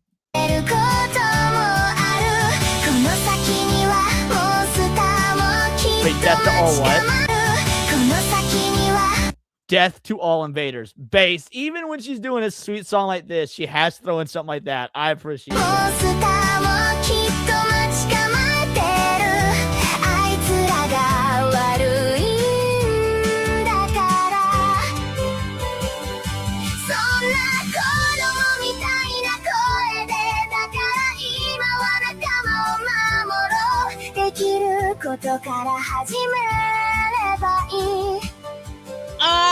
She got slapped. So, to be serious for a moment, he says, let's start what we can actually do. That is a common concept that people don't seem to get. Not trying to get all deep and psychoanalytical on Leaflit's video. However, I do think that line warranted this because it's something Jordan Peterson used to say back when Jordan Peterson didn't fucking suck and wasn't a cuck to Israel in the Daily Wire. Jordan Peterson would, he had that famous line, "You're gonna clean the room, but buddy, you can't change the world if you can't even clean the room." And it's like, yeah, start with the shit that you can change. If you can't do the basic minimal things, then how are you going to go out and change big shit? So yeah, that was kind of the vibe I got from that line when we said, let's start with what we can actually do. Well, for one, you can clean your fucking room.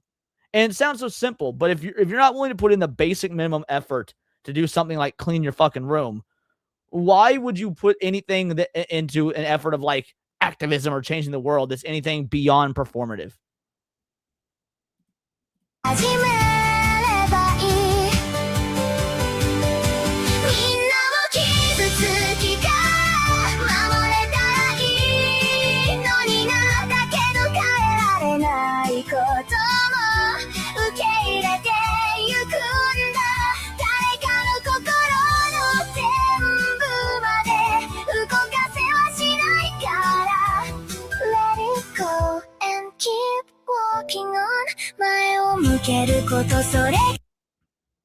Wait, what was the text?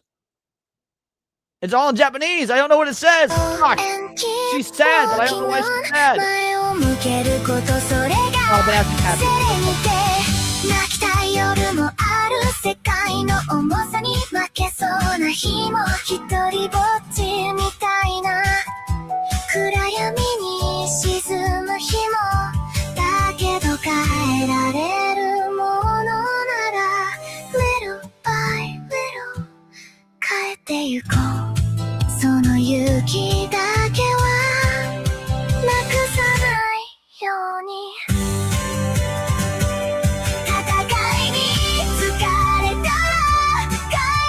Who are these characters? These are so Leaflit has her own open source tabletop RPG called Angel Sword. And it's really cool, to be fair. For the little bit I know about it, I've been to the website, read up on it a little bit, but I don't follow the lore of the game. I should, because actually the way she described it, it's basically if Dungeons and Dragons was fucking good. I would like to get into playing it, but I'm so worried about losing myself to another tabletop RPG. But these are characters from the lore of her tabletop RPG game, Angel Sword. Mods, if one of my mods would be awesome and drop the Angel Sword link in the chat, that'd be great.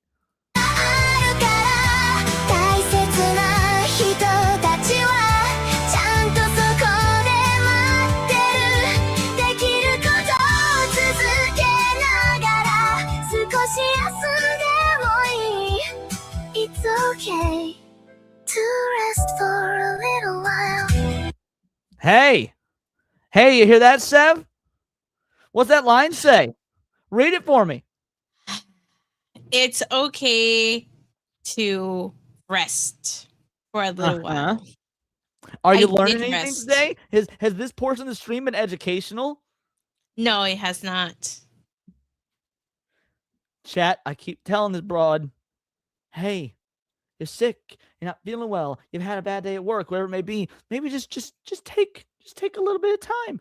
Just take a little bit of time. Nope, she never fucking learned. I did rest.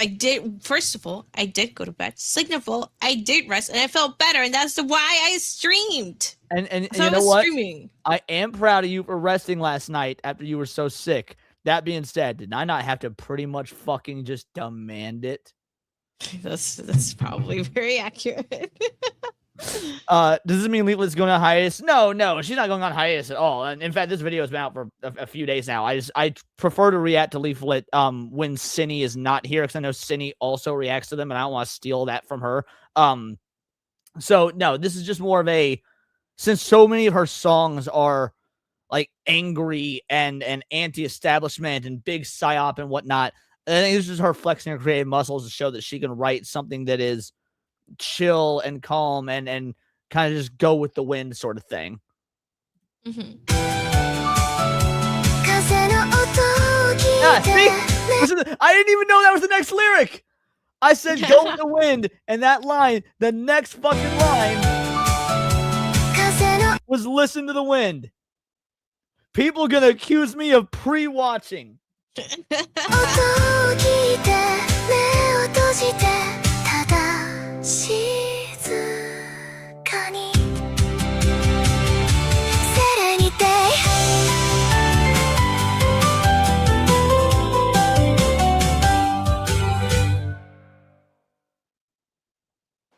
Yeah, that was beautiful. I like that a lot. It was really great seeing that again, sort of softer side of Leaflit. Here, I'm gonna throw the video, the link in the chat. Make sure you give it a like, a sub. I love reacting to Leaflit songs. It's well done. She really flexed some creative muscles that I never would have expected something like that. It's kind of like let's say you got a favorite band. In my example, I'll use Billy Idol, right? Billy Idol, he's known for his his hard, his punk rock, his glam rock sort of thing. And then he brings out a cyberpunk album, and he goes like all techno, and which is oddly my favorite fucking album by him. It's his worst selling album. He went on hiatus for like 9 years because that album did so poorly. It's my favorite album of all time. I love it when artists go a route that you weren't expecting, as long as it turns out good. I don't know if you've got any examples like that. So, well, your favorite band's Metallica. They've switched styles God knows how many times. Yeah, I don't like their new stuff. That's all right. To be fair, I don't like Metallica's new stuff either, but they got a lot of hatred when they did the Black Album, and even more so when they did Load and Reload, because people were saying, "Oh, you went like too soft." And then they went back with Saint Anger, saying, "Oh, we're just going back to our same Saint stuff." Anger was a hated album too. People hated Saint Anger. I know, but the way that they were trying to sell it was like, "Oh, we're going back to like our old style." It's like, no, it's not your old style. You're just screaming into the mic and just trying to be angry for no reason whatsoever. One like new, and it's not even new. It's from like 2009 or something. But Metallica album, I like all their quote unquote new stuff, as in after the 90s. Death Magnetic is the only album of theirs I like. Yeah, Death Magnetic has some good stuff, but it's not all good. Let's see that. Led Zeppelin 3 is a great example. Led Zeppelin 2 is actually my favorite Led Zeppelin album. And also, you say beat her till she acts right. I threatened to beat her the other night, and she made a Grindr profile for me. So I've learned my lesson. Yeah, he did. What was it like? It was because you had said something about Fake Wizard, and then she commented on like how like Fake Wizard and you like were now a couple, and I made fun of you, and then you. Well, no, you it's because said I you threatened to slap you is why you fucking made the Grindr thing. No, I made fun of you. Then you threatened to slap me, so then I made the profile because of that. Yeah. Say Anger's their best album technically, but had no soul. I think that's a fair assessment. Like, it is a very well mixed, well mastered, well produced album. That being said, to close out the show, Leaf, great song, truly enjoyed it. I like seeing that side of you. That said, don't dip into that side too much. I like angry Leaf as well. I like hearing about the psyops and now the government is doing things and the immigrants and the criminals, these infesting termites and the leftists and all that. But this stuff like this is nice. I actually really enjoyed it. It was sweet. It got me to feel things. But with that means, what was that, hun? No, I said, wow. With that being said, I think we're out here like 4 circles. We've been going about 3.5 hours. No, it's been closer to 3 hours, but even so. Let me see who's live. We'll get a raid going. In the interim, Sev, tell the people who you are, what you do, what you got going on, the whole 9. I'm working on a script for a video, so make sure to sub to my channel if you have not already. Follow me everywhere. If you just look for Sevi Linktree, it has all my socials. There you go. Alrighty, you'll love to see it. We're going to raid into Stupinzo. That being said, guys, videos and streams every day. Me and Cinny, I assume Cinny, we'll be back tomorrow for Countercast. There's a lot to talk about. Like, again, Sunday special, we don't do politics and pop culture and stuff.